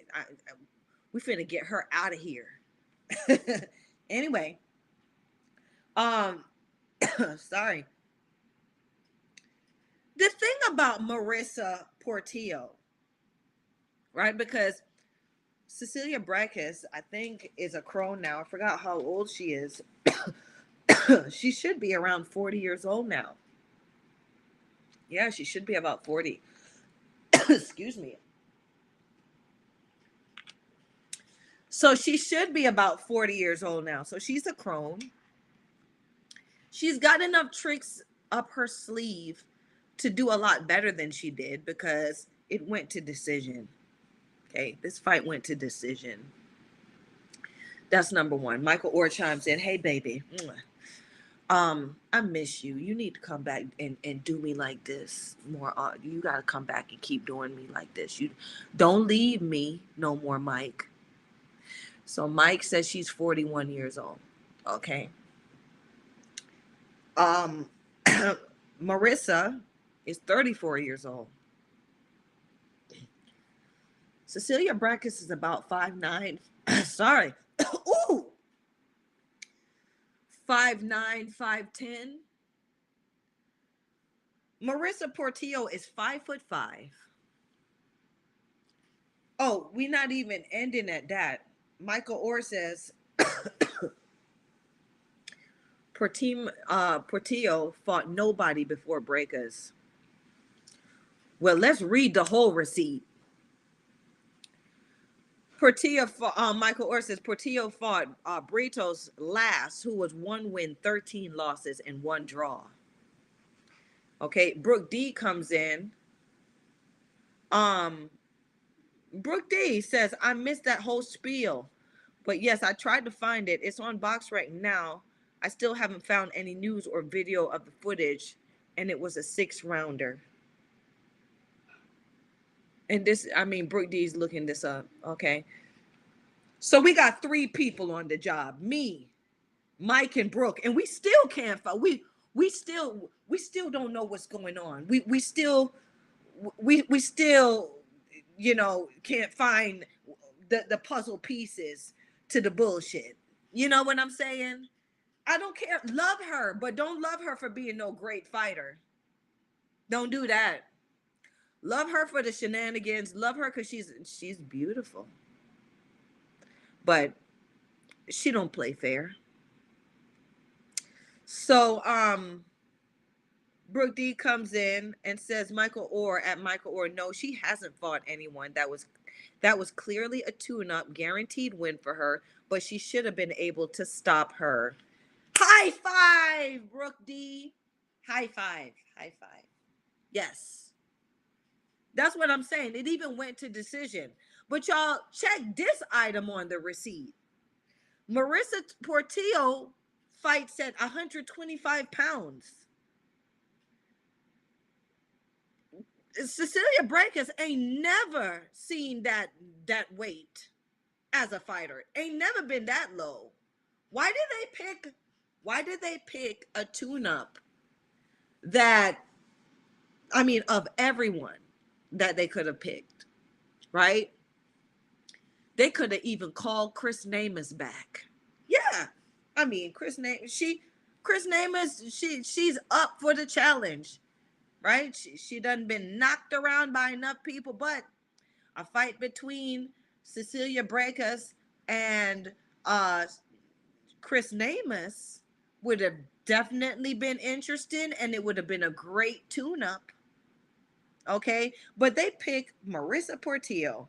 Oh, and y'all check this. Marissa Portillo's KO rate at 125 is 10.53%. I mean, she busting a grape, but she ain't cracking an egg. Okay? That's what's up. Hey, Omar Johnson comes in. Everyone give Sugar a gift and leave a like. Y'all give me a gift. Y'all can give gifts now. Give Sugar a gift, right? Come on, y'all take care of me out here. Please. Right? Be sweet to your Sugar. Do something good. Do something sweet for Sugar. Michael Orr says, that's true, Brooke. All right. So, you know, you got Mike chiming in on conversation. Brooke D says, shit, I wish me or you could have been given the opportunity. McCaskill had to fight Brækhus and become undisputed. Any one of us could have done it. Brooke D, you know what they did to me, right? So they had me sucked down because I don't fight at 134, right? But I got set up I sucked down to 134 and I fought McCaskill. After I fought McCaskill, right, I got TKO'd. McCaskill went straight to fighting Katie Taylor. So they used me as the gatekeeper for that. Legitimately, aside from Cecilia Brækhus, the only other substantial name on Jessica McCaskill's receipt is Natalie Brown. Check the record. Michael Orr says she's only got 4 KOs in her 19 wins. Okay, so she's got 4 KOs in the 19 wins, but she was fighting at 125, Mike. What's she doing in there with Cecilia? Why Cecilia pick her? And Cecilia couldn't stop her, like Brooke D said. Right? She can't even stop somebody who's coming up from 125. That's not, you fighting this broad in your proper weight, and you can't even stop. Bag a lady, gonna and pack your shit. This ain't for you no more, boo-boo. Right? This game ain't for you no more, Cecilia. You can't play the shenanigans. You can't sneak back in the club. Right? You can't. Like, you got to be real in the field. Brooke D says, girl, I know. Okay. All right. So, just, honorably mentioning that, the great fighter, the legend, some would say Cecilia Brækhus is back on her bullshit. Next. Okay, so we have another one. Going to the next image, y'all. Not to say, it's not that I don't like Cecilia Brækhus, is I don't respect what she does, right? She could have been so much more, and she could have done us so much better, and she didn't. She robbed too many people. She robbed Anne-Sophie Mathis. Anne-Sophie Mathis had her doing the stanky leg in the damn ring. Okay. Anne-Sophie Mathis out of France was one of the greatest female fighters in women's boxing history. She deserve a what you call it? She deserve an award. Brooke D says, I wish I could have fought McCaskill before I retired. We were both from Illinois, fought out of Chicago, and she keeps saying she's the only female champ, but from the area, which is BS. I was WBC champ. But Brooke, that's why we have this show, right, Brooke? Right? Jessica McCaskill. That's another bullshit. Like they handed the belt from one bullshitter to the next. Right? Jessica McCaskill know that she should be a lot more humble than what she is now. Right? You clearly have done everything else but fight your way to the top in women's boxing, Jessica McCaskill. Okay? So for you to be running your mouth about people who have stuck around and been in the game and have shown and proven their work is really stank of you. Like you're a stanking ass woman, right? um like there are fighters that I really don't care for, but if they've done great things, I'm not going, like, I gotta respect the gangster. I gotta respect what they've done. You know what I'm saying? This one right here, um, where she should be, like, she knows what her team is doing, right? She thinks it's that easy. That's why I mean, I really liked what Chantel Cameron did to her. And I wish, I would hope that, she'd get in the ring with the likes of a Natasha Jonas, or someone else who will do it to her more times. Yeah, she needs to be done to more times, for her to understand what she signed up for in this industry. Um, Brooke D comes in and says facts way before her. I mean, Brooke D, that would have been a good fight between you and Jessica McCaskill. That would have been a good fight. You fought down at 125. I think you are bad.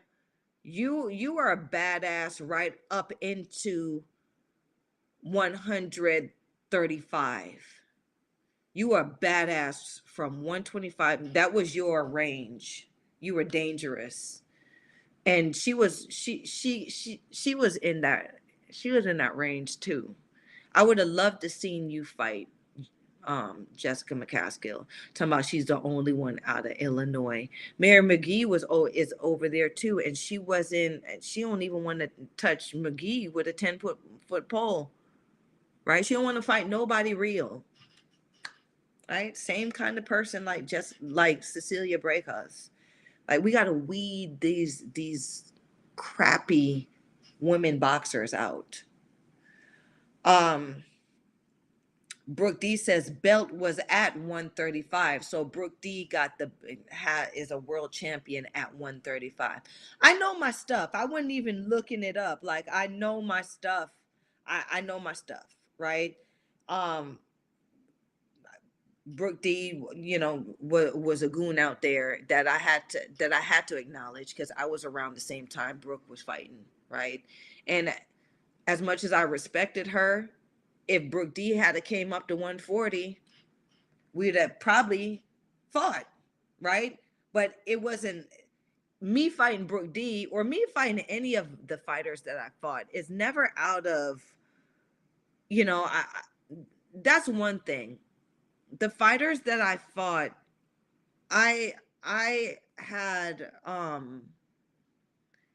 I fought those fighters not out of any you know, malicious intent. Like it's not that there's she sucks and I'm better or whatever. I legitimately thought or felt like I was stepping up in fighting all of those women on my receipt because there were times Sugar was going through some shit in her life.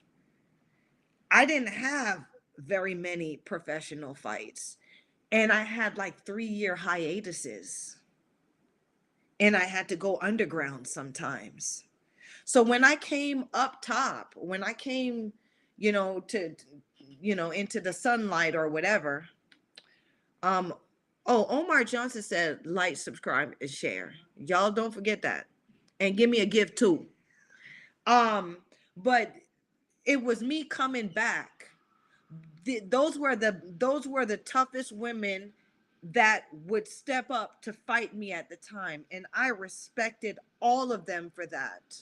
I had so much respect and love for all of them for doing that because everyone knew who I was in women's boxing. Everybody knew who I was. They just wasn't trying to give Sugar no opportunities, no chances. Even the broads outside of the ring were jealous as hell. For what reason, I don't know, but wanted to stop Sugar or don't want. In some of them, many of them were 2 gyms down from me and wouldn't even give me no sparring. But that'll be in the memoir, right? Because I ain't calling nobody names, but y'all, you punk bitches know who you are. I'm sorry, talking fight. They want listen. They want my guys are gonna. They gonna flag me. I'm sorry, y'all. Brooke D says she is in Indiana. I beat McGee when she was 17-0. Who you telling, Brooke? I know that, but I'm gonna tell it. So Mary McGee, who is a good fighter, right? Who's up there, like she's a name, like she got a raw deal, but she ain't no walk in the park. I'm gonna tell you about Brooke D. This is why I like this fighter, y'all. Like I'm a fan of Brooke D. She beat Mary McGee when Mary McGee was a wet-nosed broad at 17 and 0. She was new to the game. Me and Mary McGee was coming up around the same time. I always felt that we were gonna. Oh goodness, y'all, just give me a second. I'm gonna just pause it for a second. I'll be back with my battery.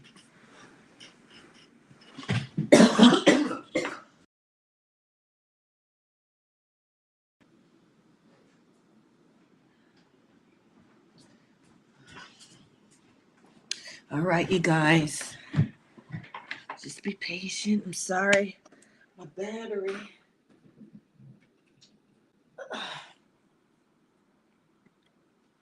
All right, so I'm back.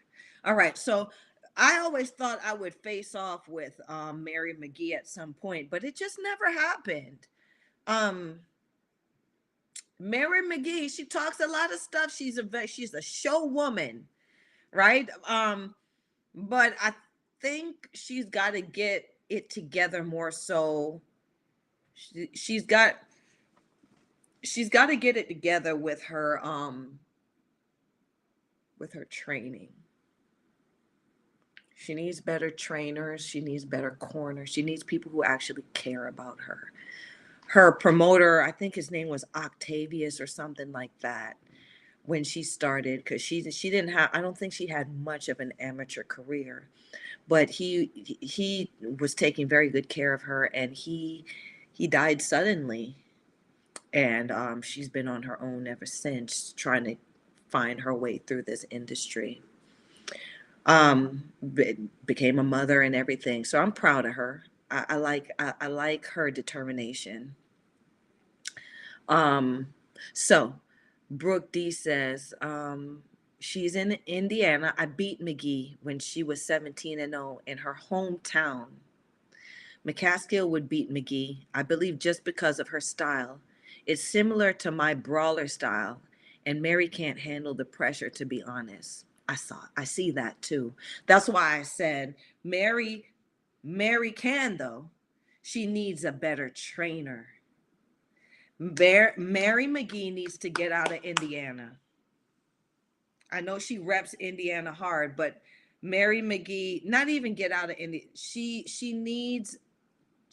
also needs to reinvent herself in there in the ring, because her style is outdated. It's no longer working. When you guys, like, she hasn't come to terms with that yet. She's still young, right? She's abroad. She's middle. I think she's probably maybe 33 or 34. I don't know. Around, like, she's young. She's abroad still. But she has enough time to reinvent herself. She's solid. She has the body that would allow her to be strong in there. She's fast. She can do all of those things to she has enough in her to become a more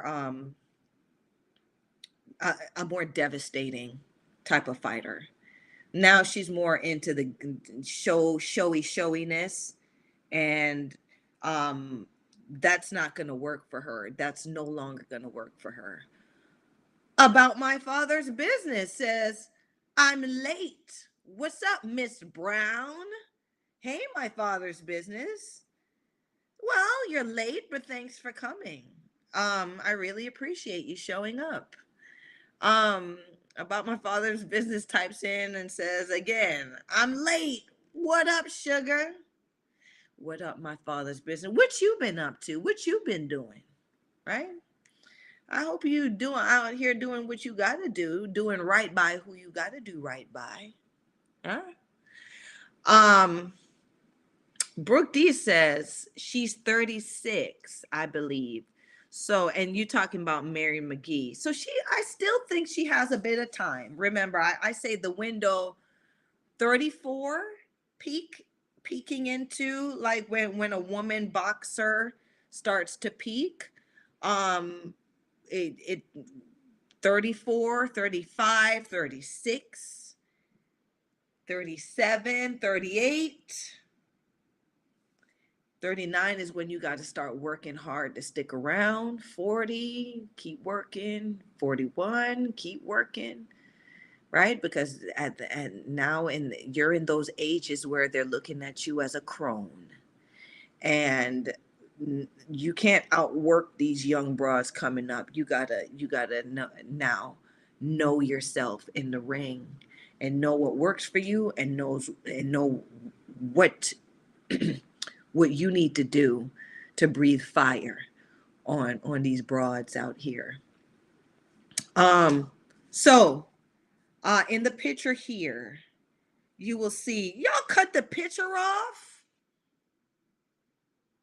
So what you see on this picture is Vivine Obanoff, but on the picture beside, because I know what this picture is supposed to look like, she's a beautiful woman. The picture beside, closest to me here is her. She's in her wedding dress, and she's standing beside her husband. Now, her late husband.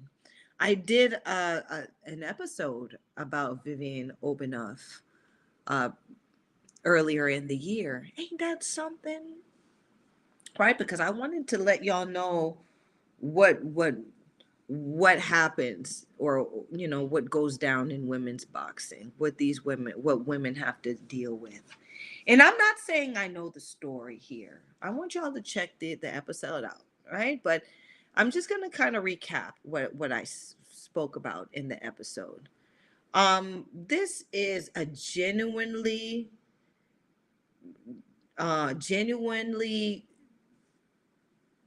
woman, bad baddie out here. Okay, she's a woman that behaves badly. She's on record for whooping ass in the club. She's on record for some guy grabbed her and she knocked his ass out. Like she's not one to play with outside the ring.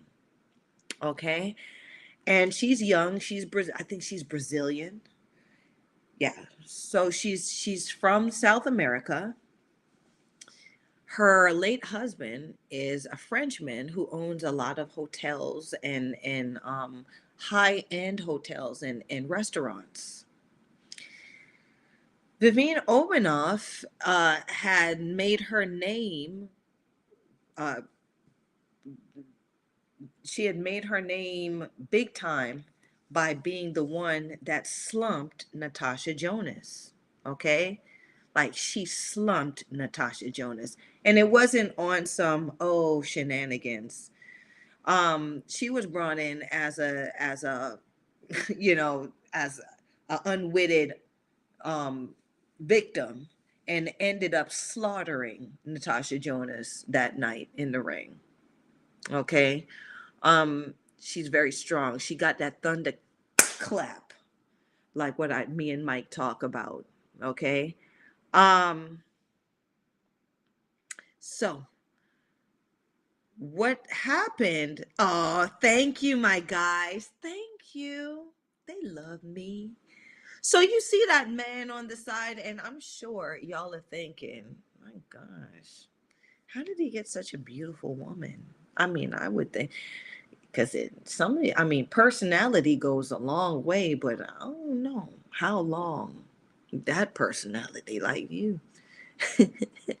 Yeah, anyway, there's a lot more than personality that's going to hook a woman like that. And there's a lot of things we can really get into that, but not on the show, okay? That'd be some other type of show. But anyway, that this man, I don't remember his name, but we're talking about the fighter, okay? She got the title from about my business comes in talking about resources and security. It ain't the other thing about my father's business, huh? It ain't the other thing that us bad girls like. You you should know. I think you like I know you might have had one bad girl or two about my father's business, right? I'm you sure That's all bad girls like that like or want. Anyway, um, Brooke D says, "Girl, you saying we need to come back out of retirement?" LMAO. Listen, I mean, I've dabbled with the idea. Brooke, I don't know how many people what be in your DMs, but I get a lot of messages in my DMs that they want to fight Sugar now. They want to fight Sugar now. Right? When Sugar was around and when Sugar was in their DM, let's fight. Let's do it. Let's fight. Right?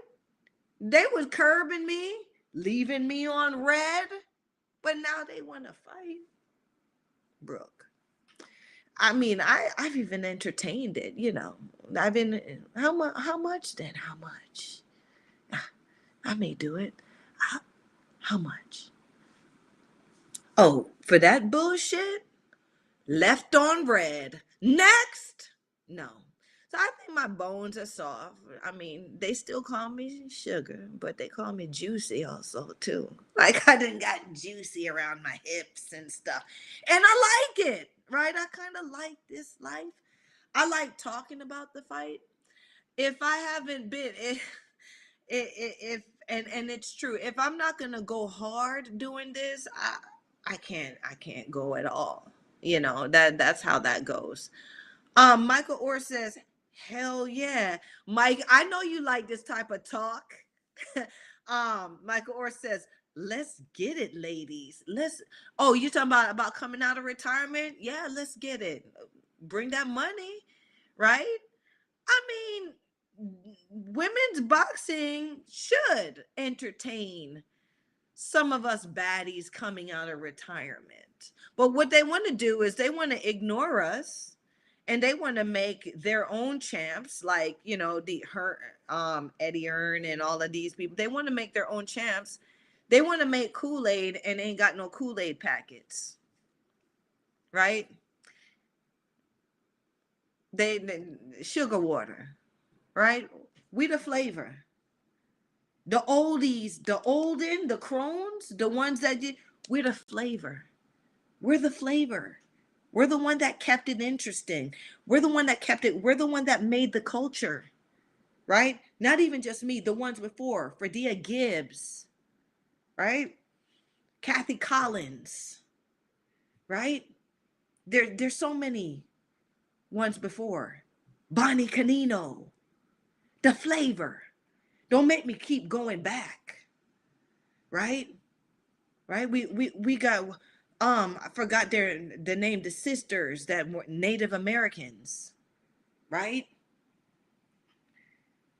With a flavor. These young broads are sugar water. They ain't got no flavor. Y'all might need to bring us back or at least let us come, you know, ringside to talk about it. Y'all want to ignore us as if we don't exist? Let's see how long you make money off of this glorified amateur bullshit you trying to sell people. Brooke D says, girl, I've been so tempted.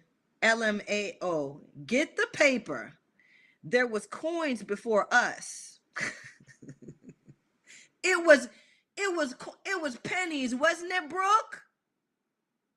Thank goodness that I was able to have some hustle outside of the ring. The boxing gave me the hustle outside of the ring, but we weren't making any the money now that these broads that ain't fighting, that really are not fighting, you're not fighting. Right? You don't know, you're not operating the way like the fighters. They're talking about skill, and they don't have the skill. And when nobody ever looking at women boxers to have skill, it was the fire, it was the crazy, right? It was the idea that the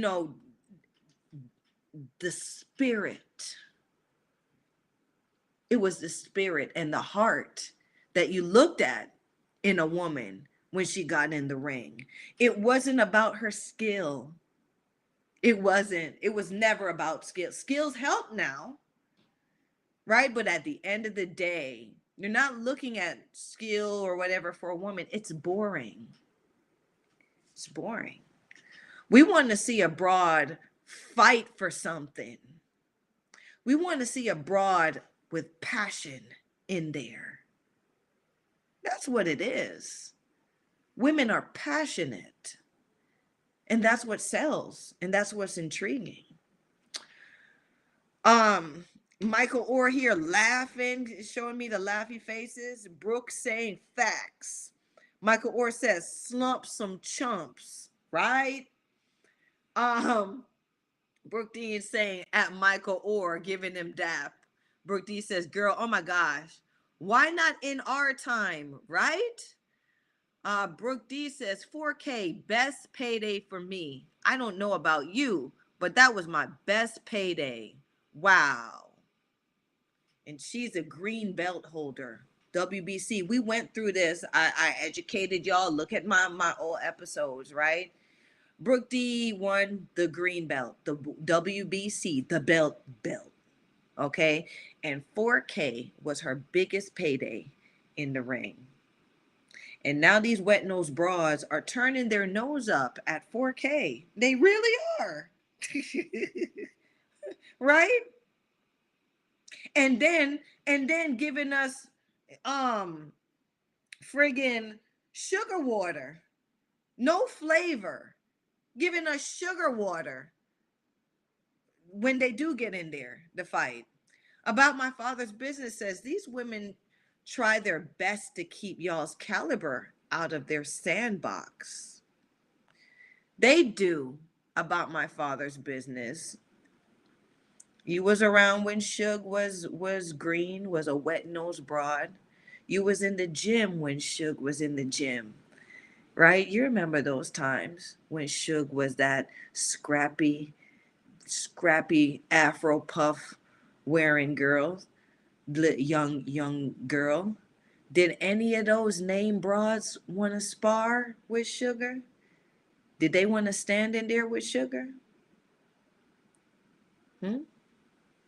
Even though they were real. I had Susie Taylor, them, Isra Girga, Corinne Van Group, they call her Goose, like Mitzi Jeter. Who else?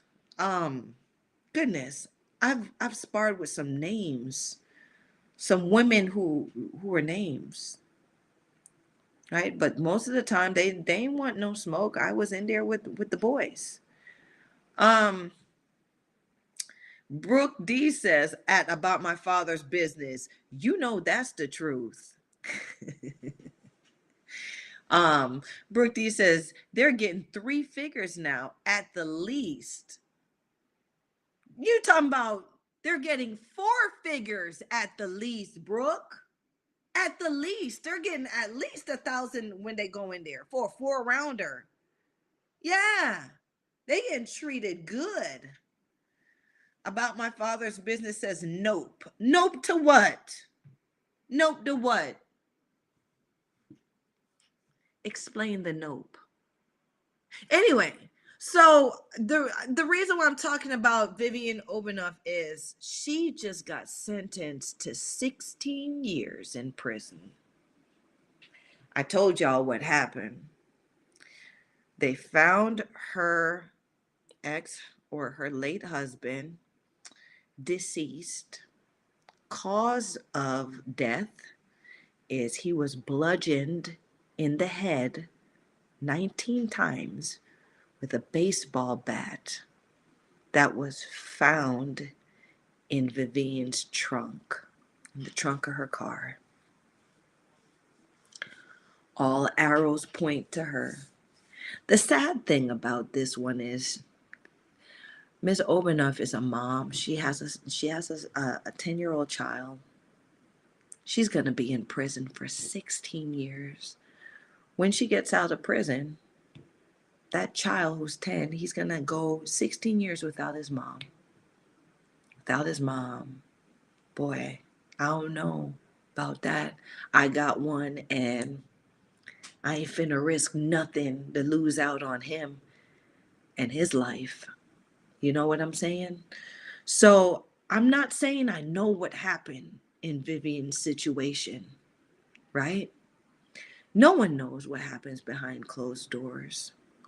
Their relationship might have been equally volatile on both ends, right?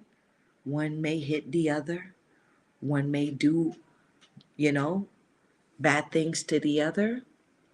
But the reason why I did that episode and I focused on Vivian Obanoff is people underestimate women who behave badly and they paint us as monsters. She's not a monster. She's not a murderer. She is dangerous, yes. She's not afraid to do what she feels she needs to do to defend herself because she's not on record as being the type of woman to just walk up in anywhere and harm people, right? She knocked the guy out because the guy disrespected her and grabbed her private, right? So she was in this relationship, and this man, look at her husband, he is a very rich man.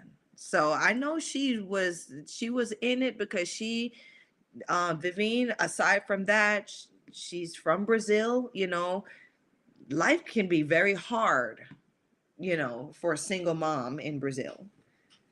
So she gets this situation, she's living in it, and she's probably sacrificing, a lot of things to stay in the relationship.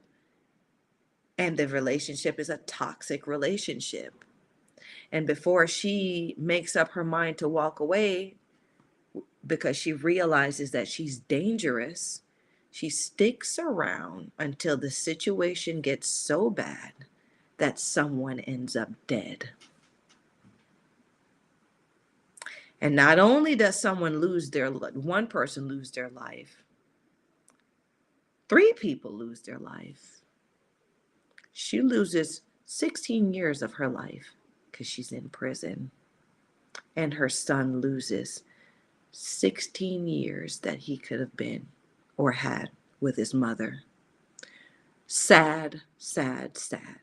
So it came up on, it was a topic for the women's boxing thread. And someone brought it up saying if she was in an abusive relationship, she should have said something. I couldn't even respond. I couldn't even respond to that because they call abuse the silent crime, right? Who even knows they're being abused, right? Who, if they're being abused, will step out and say, "Oh, I'm being abused," right? There's so many things involved in an abusive relationship. You can't just, "Oh, y'all, I'm being abused. Help." Because you don't even get help as a woman, when you start talking about that. As much as you think people will help an abused woman, nope. Why? Because most abused women run back to their abuser. They run back to the situation because they think they can control it, right? And a lot of people don't want to get involved. So she had to think about losing everything that she knew in order to keep what she thought she had. Sometimes you got to be strong enough to walk away. Leave that shit. If it's meant for you, it'll be there on the other side. But you got to walk away sometimes. So, when it comes to women behaving badly, this is one example of, she ain't the only one out there, but this is one that has gotten some press. She found herself in a situation where she thought she could control, lost control, ended up somehow where she is now blamed and convicted for murder. And that's that. Um, next, next image, because I'm gonna go through this quick. This can't be a 3-hour show. Now, oh, um, about my father's business. Oh, to clarify the nope about my father's business says they didn't want to fight you back then. Facts. Michael Orr says, um, that was found in her possession. The bat belonged to her son. So the bat was found in her possession and the bat belonged to her son. But that was the weapon that they said was used to crack the husband's skull. You know what I'm saying? It's just too close for comfort. She should have walked away. I'm not saying it's easy for nobody. And I'm not saying that it's a situation that's only rare to women. Men go through that too. Walk away. Leave it alone. Leave it. I just lost, over this summer, previous summer, I shared with y'all, I lost my aunt over her husband murdered her. No one knew about the abusive, toxic relationship. I recently lost 2 great friends that I grew up with. The young lady, or the woman, because we were about the same age, was in an abusive relationship. She's actually a police officer, a highly ranked police officer, was in a abusive relationship with her husband, who shot her dead while her child was in the other room. And my other friend, because we all grew up together, they were brother and sister. They were very close, so he comes to see his sister daily. The husband waited for her brother to come through the door, and when he came through the door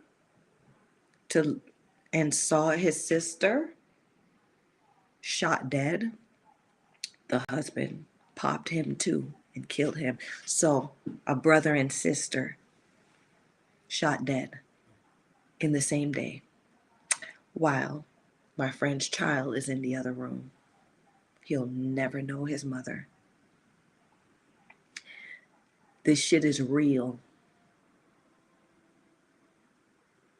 But she didn't walk away because she thought she had control. And number 2, she didn't want to lose her family. And now her family lost her. She's lost her life. So this stuff is serious, y'all. We can't make judgment about any abuse, any abusive situation, but what we do know is walk away and leave that shit. It's not worth it. Now, who we're looking at is Mary Spencer. Okay? Why we're looking at Mary Spencer is her O had to go. She lost her O, right? So she's 7 wins. She's sub 10. But the reason why I brought her up is because I thought somehow she would be a contender, or she would be a problem, so to speak, for T-Rex, the Gwot. Okay? Why? Because they had some history, just like the Savannah Marshall thing. It'd have made so much money, so much money, if they were able to hype this thing right. So Mary Spencer, she's rallying at, I think, around 150. Okay. And she just had a fight against, do we have who her opponent is? You come on, lovely assistant. I know you might be dozing off now, but Femke Hermans, which a lot of people in women's boxing ever since Clarissa Shields done what she did to her. They kind of wrote Femke off like Femke was kind of garbage, or she was a dull pencil out here. You know what I'm saying? And Mary Spencer was on the rise, sub 10, but have a great amateur background. And she was another one in Canada. She was the first and only fighter, woman boxer, to be a cover girl. Can you imagine? Pretty as I am, I ain't never get no shot with cover girl. I mean, I'm just saying, like, I'm not, I'm, I'm fooling y'all. I mean, I'm fooling with y'all, right? I'm a lot of the times I don't think that I'm all that pretty, but people tell me, right? So I'm just saying that just to say it, okay? I'm not tooting my own horn, but Mary Spencer was a cover girl. And I thought, wow, she has opened the doors because there's going to be more women fighters who get to be a cover girl. That would be amazing if cover girl would feature women fighters. Why? Because it's makeup, right? And who else would need makeup besides a woman who sometimes gets busted up sometimes? You know what I'm saying? It's not just for the beauty girls. It's for the girls that get in there and rough and tumble. Sometimes we do need to dab a little bit of this stuff up, right? So I thought that was a great opportunity, and cover girl was finally anyway. Clarissa Shields came up to Windsor and tore that ass up. And I saw it. And the thing is, when I saw it, because I was married at the time, right? And my ex-husband loved him some Mary Spencer. Love him. Like I said, her poo-poo could make chili in Canada during them times. I mean, and what I did was I saw it. I saw that Mary Spencer had talent, had skill, and had no heart. I saw that. I saw that she didn't have no heart.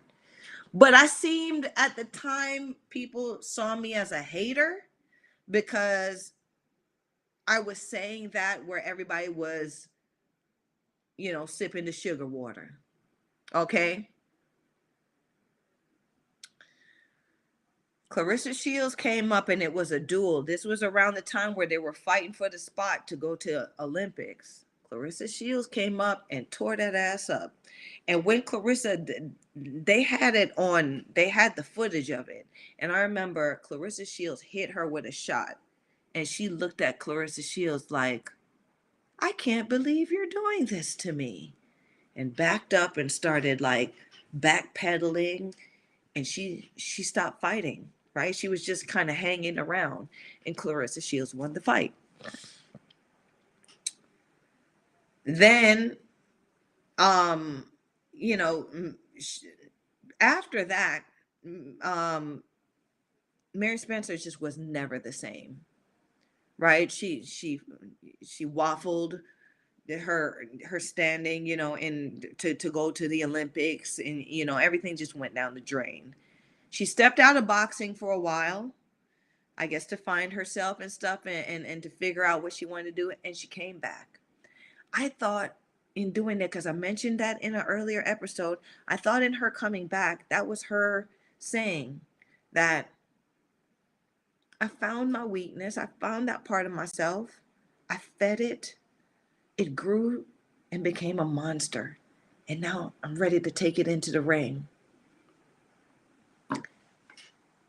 It looked like it was happening until this fight with Femke. Now, lovely assistant. The next image. I thought for sure between these two broads that Mary Spencer was going to tap dance all upside Femke's head. You want to know why? Because of how Clarissa did Femke. Femke ended up looking like a body bag, like a body heavy bag in front of Clarissa Shields. Femke was too slow. Femke was herky jerky. She just didn't look. She just didn't look like a notable contender in front of Clarissa Shields. But this is Clarissa Shields. So I thought Mary Spencer would have a pretty, not easy, but this would be another item on Mary Spencer's receipt in getting to be a great middleweight contender. Okay. Um, Michael Orr says, Brooke D says, I watched the fight. Herman's dropped her. They didn't count it, but she beat her every round. You beat me to the punch. Yes, Brooke D. Another the image. Next image, please. This shot right here. All right. Don't don't don't let it. Don't think this shot right here is on some weak stuff. This shot right here changed the climate of the whole ass night for Mary Spencer. Femke, and it was an awkward shot too. The thing about Mary McGee is she's a very tall fighter. And I would say this. She was she was better as an amateur than she is as a pro. And that is a big reflection of who is training her. She's not being trained by the same people who brought her to greatness as an amateur. Nowhere near those people. And I'm gonna tell you this, right? When you find the right sauce and seasoning, you stick with it. You put that shit on everything. Okay? When you find the right sauce, the seasoning, the flavor, you put it on everything until you have to change it. She didn't Mary Spencer is a rangy, tall fighter, that she's fast and she has good leverage on her punches, so she can hurt you. It was not reflected in this fight. And then what happened was she let Femke get close enough. Femke came and it looked like it was going to be like a overhand right, but Femke dropped and fitted right up under Mary Spencer's guard, right up under here, and hit the bullseye. I already told y'all, watch Sugar's earlier episodes. There's 3 weak spots in the head or at the skull. I tell you what each spot does. Right? I ain't gonna go over it again. Find it, right? But she hit her here on the chin. And when Femke hit Mary on that chin, she dropped her. Dropped her so bad, Femke stepped over her. Right? Yes. Both of Mary Spencer's feet went up in the air like she was high. Right? Like she was getting ready to have a good old time on her back. Y'all know I had to take it there. So stop acting like Suge ain't like that. Right? So both feet was up in the air. Femke stepped over her and the ref didn't call it a knockdown. It was a clear knockdown. And this is what I tell y'all. I'm putting this out there. Like, subscribe, and share. But I'm telling y'all this. Don't go to Quebec and fight, especially y'all women out here. They will kill you. They will kill you. If they don't count that Femke a fighter clearly got dropped, the ref didn't call it. It could be worse. You will die if you go and fight up there. They're not looking out for fighters, especially women fighters. And y'all could try to come for me if you want to, right? But it is what it is, right?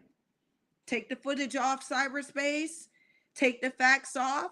That girl who recently died in Quebec, like y'all are doing all the right things to create that paper trail for yourselves. I'm not making this up. The reffing and the commission are slimy. The judging is slimy, right? Women boxers, beware of going to Quebec and fighting any of those mofos. You might not come out of it alive, or you might not come out of it the way you, with all your faculties, how you came in. Brooke D says that's not the drop shot though. She dropped her with a straight left. Then when she was southpaw, I thought it was a right. I thought it was a right hand, Brooke. I mean, okay. Brooke D said it was the cleanest drop shot period because she fell over. And she played it off. It was bullshit. How did she play it off? How did she play it off, Brooke? Mary Spencer couldn't play it off because as the night kept going, all she was on was covering up. Femke put her hands all on Mary Spencer for the rest of the night, and Femke ended up winning the fight. Go fig. I always say this: every fighter's got a fighting chance, and I'm happy for Femke. Brooke D says, "Girl, let me go. Girl, let me go look again." Maybe not. Listen, that's why, Brooke. I love you. I love that you got. I got four eyes now, or we four eyes is looking at all of these shenanigans, right? Go look at it again. If I'm wrong, then good. You can tell we can clear this up now. But I know what we both can agree on. Mary Spencer lost her heart. She didn't have no heart for the next what was it? Is it a 10 rounder for the rest of the fight? It was a left? Okay. So it was a left hand. Sorry. It was a left hand that she fed to Mary Spencer. She was in the southpaw position. Okay, so that's why it looked like that. That's why I thought it was a right. Okay. Um, but what she did was she drained the whole spirit and heart out of Mary Spencer. So Mary Spencer went right back to who she was, right? Fighter who have everything except for the heart and spirit. Because at the end of the day, guess what? That's all you need. Brooke D says she got spanked bad. So I don't know how she gonna come away from this, right? This may just turn Mary Spencer into a high-end opponent, which is what a lot of Canadian women boxers turn into. It's very hard for a Canadian woman boxer in the industry because they're always so happy-go-lucky about losing shit. I never understood that. Like they happy about losing. Except for Jelena Marjanovic. Jelena gonna pay her money to win. Or Jelena could fight a little bit too. But Jelena ain't laying down. But the rest of them, except for Lisa Bad News Brown. Whoo boy, she was a crone and turned into a dragon. That one was no joke either. Right? So there was some names out there too, but and then they got soft after a while. Next image. I tried. Brooke D comes in and says, I tried to fight her multiple times. You tried to fight Lisa Brown, Brooke D? Who? You tried to fight Lisa? Let me know. So this image right here it just kind of shows the theme of all the rounds of the rest of the fight between Femke Herman and uh Mary Spencer, right? Girl, you're too tall and you got too much talent to I can't even say it. I'm not judging you. You got Mary Spencer, you got a lot of talent. You got a lot of gifts, right? As far as your height, your body, your makeup. You can't train hard. But Mary Spencer, believe in yourself a little more. Believe in yourself a little more and fire your trainer. You're too good for to be trained to do that what you just did over the weekend. Get rid of them. And it's no harm in that, right? You're just looking out for your greater good, right? Find you a better trainer. And sometimes finding a trainer ain't the person that kisses your ass. I've learned that the hard way. Some of my best trainers are the ones that didn't believe in the sugar hype. I had to prove who Miss Too Bad and who Sugar was to them, right? So, Mary Spencer, you still got a little bit more time. You're 30 years old, though, right? You're a crone.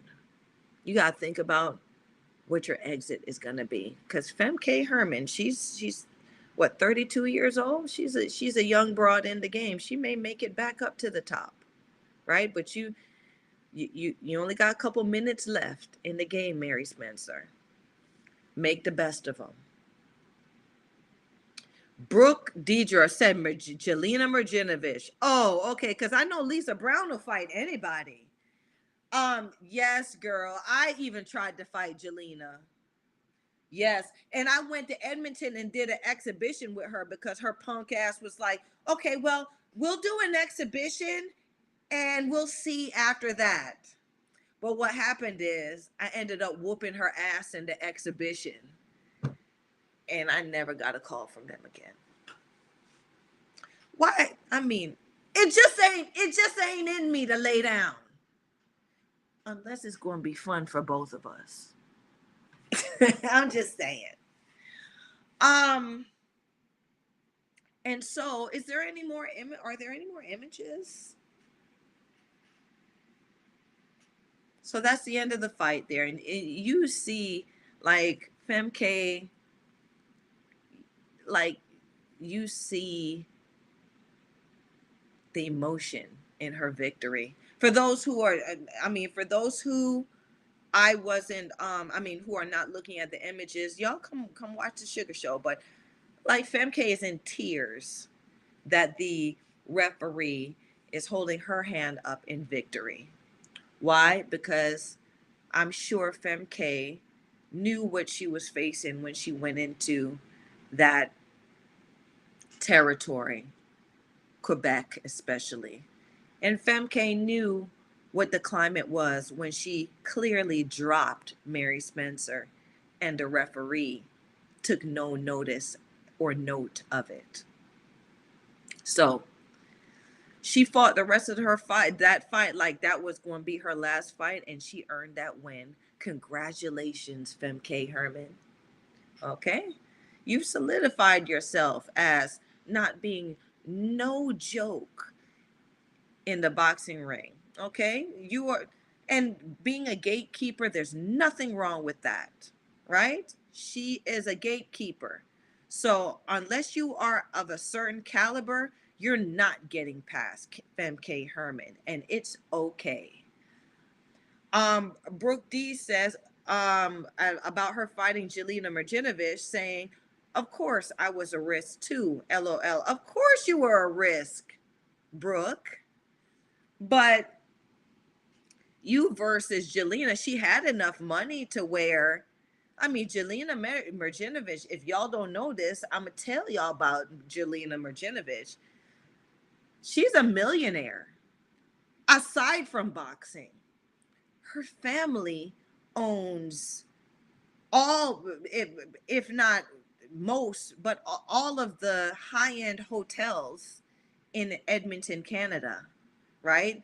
That's just one part of the wealth that I know of. Okay? So for her to pay for the belts that she had and for her to get into boxing or whatever, it was just a matter of her having the money to facilitate that, and she does, right? She don't need boxing. She never did. She's a millionaire baby. She has her, and I think she has her own hotels too. So she does well on her own. Rich girl behaving badly. Jelena Marjinovic. Um, and that so-called hook that everybody um, used to ray about is non-existent. Jelena ain't have no power. She didn't. So Brooke, I think you would have ran through Brooke because ran through Jelena, because Brooke, you had a right hand that was no joke, and you used to feed it, boy. You used to feed them broads that overhand right, up and down. So um yeah, you would have you'd have shook her noggin, certainly, um if you and her was to fight. Next image. We're going into 3 hours, y'all. I don't know why y'all 3 hours. All right, so look who this is. Beautiful picture. This is Clarissa Shields. I love this picture of her. Why? Because she doesn't look fightish, right? And it's not because of the glasses or anything like that. You know, she just looks like she doesn't look like a fighter in this picture. And the reason why I put this, like to put this picture in with the slideshow that my guys put together, is because I want to mention what she is. You know, she this is a people's champ. This picture is a picture of a woman who fights, a woman fighter. She doesn't have belts. The reason why I call her a woman fighter is I actually took the time and researched what fighters out here, who are the fighters out here that are truly giving back to their community, helping others in their community. And of all the top fighters, Clarissa Shields is the one who consistently, after she, before and after, whatever she does, shares her success and wealth with her community of Flint, Michigan. And that's quite commendable, because that is something that is important. Like I said, boxing is a sport, a karmatic sport, right? You are assaulting somebody. You are hurting someone, right? You have to balance that energy. You do. And so these broads out here, the Alicia, the Michaela's, you know, all of these broads out here that are the hot shit right now. Amanda Surratt, Katie Taylor, all of them. Delphine Pursuit. What are they doing? What are they doing? Right? One of them, and I'm not going to mention one, gives out tickets to come see her fight. Bitch, please. There are people hungry, need help. There are people that can't afford the holiday season. There's people that can't even afford to make it a proper holiday for their family. And this woman, Clarissa Shields, helps her community to do so. And I'm just so proud. She represents women boxers Well, she's the woman's woman. She's the people champ. That's a woman's woman. I commend that, right? I don't want to toot my own horn, but Sugar still gives back. But when I was a fighter, Sugar gave back. I ain't dangled a carrot in people's face, but Sugar was in the lowest parts of society because I've been there. There have been times where I couldn't rub two pennies together. And there have been times where I grew up hard. Stuff wasn't, I woke up in the morning, thought Santa was going to leave gifts. I realized ain't no such thing as damn Santa Claus.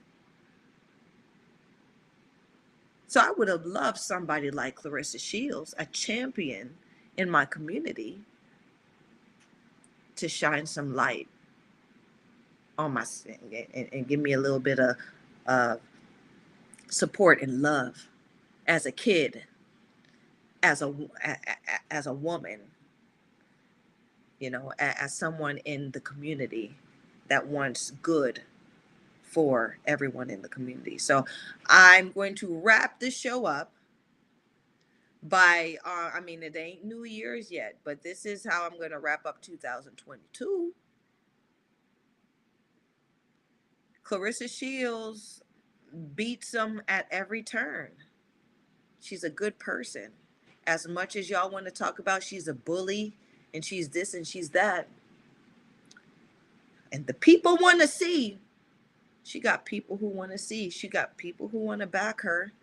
And it ain't because she paying them to, it's because she's a good woman. She's a good woman.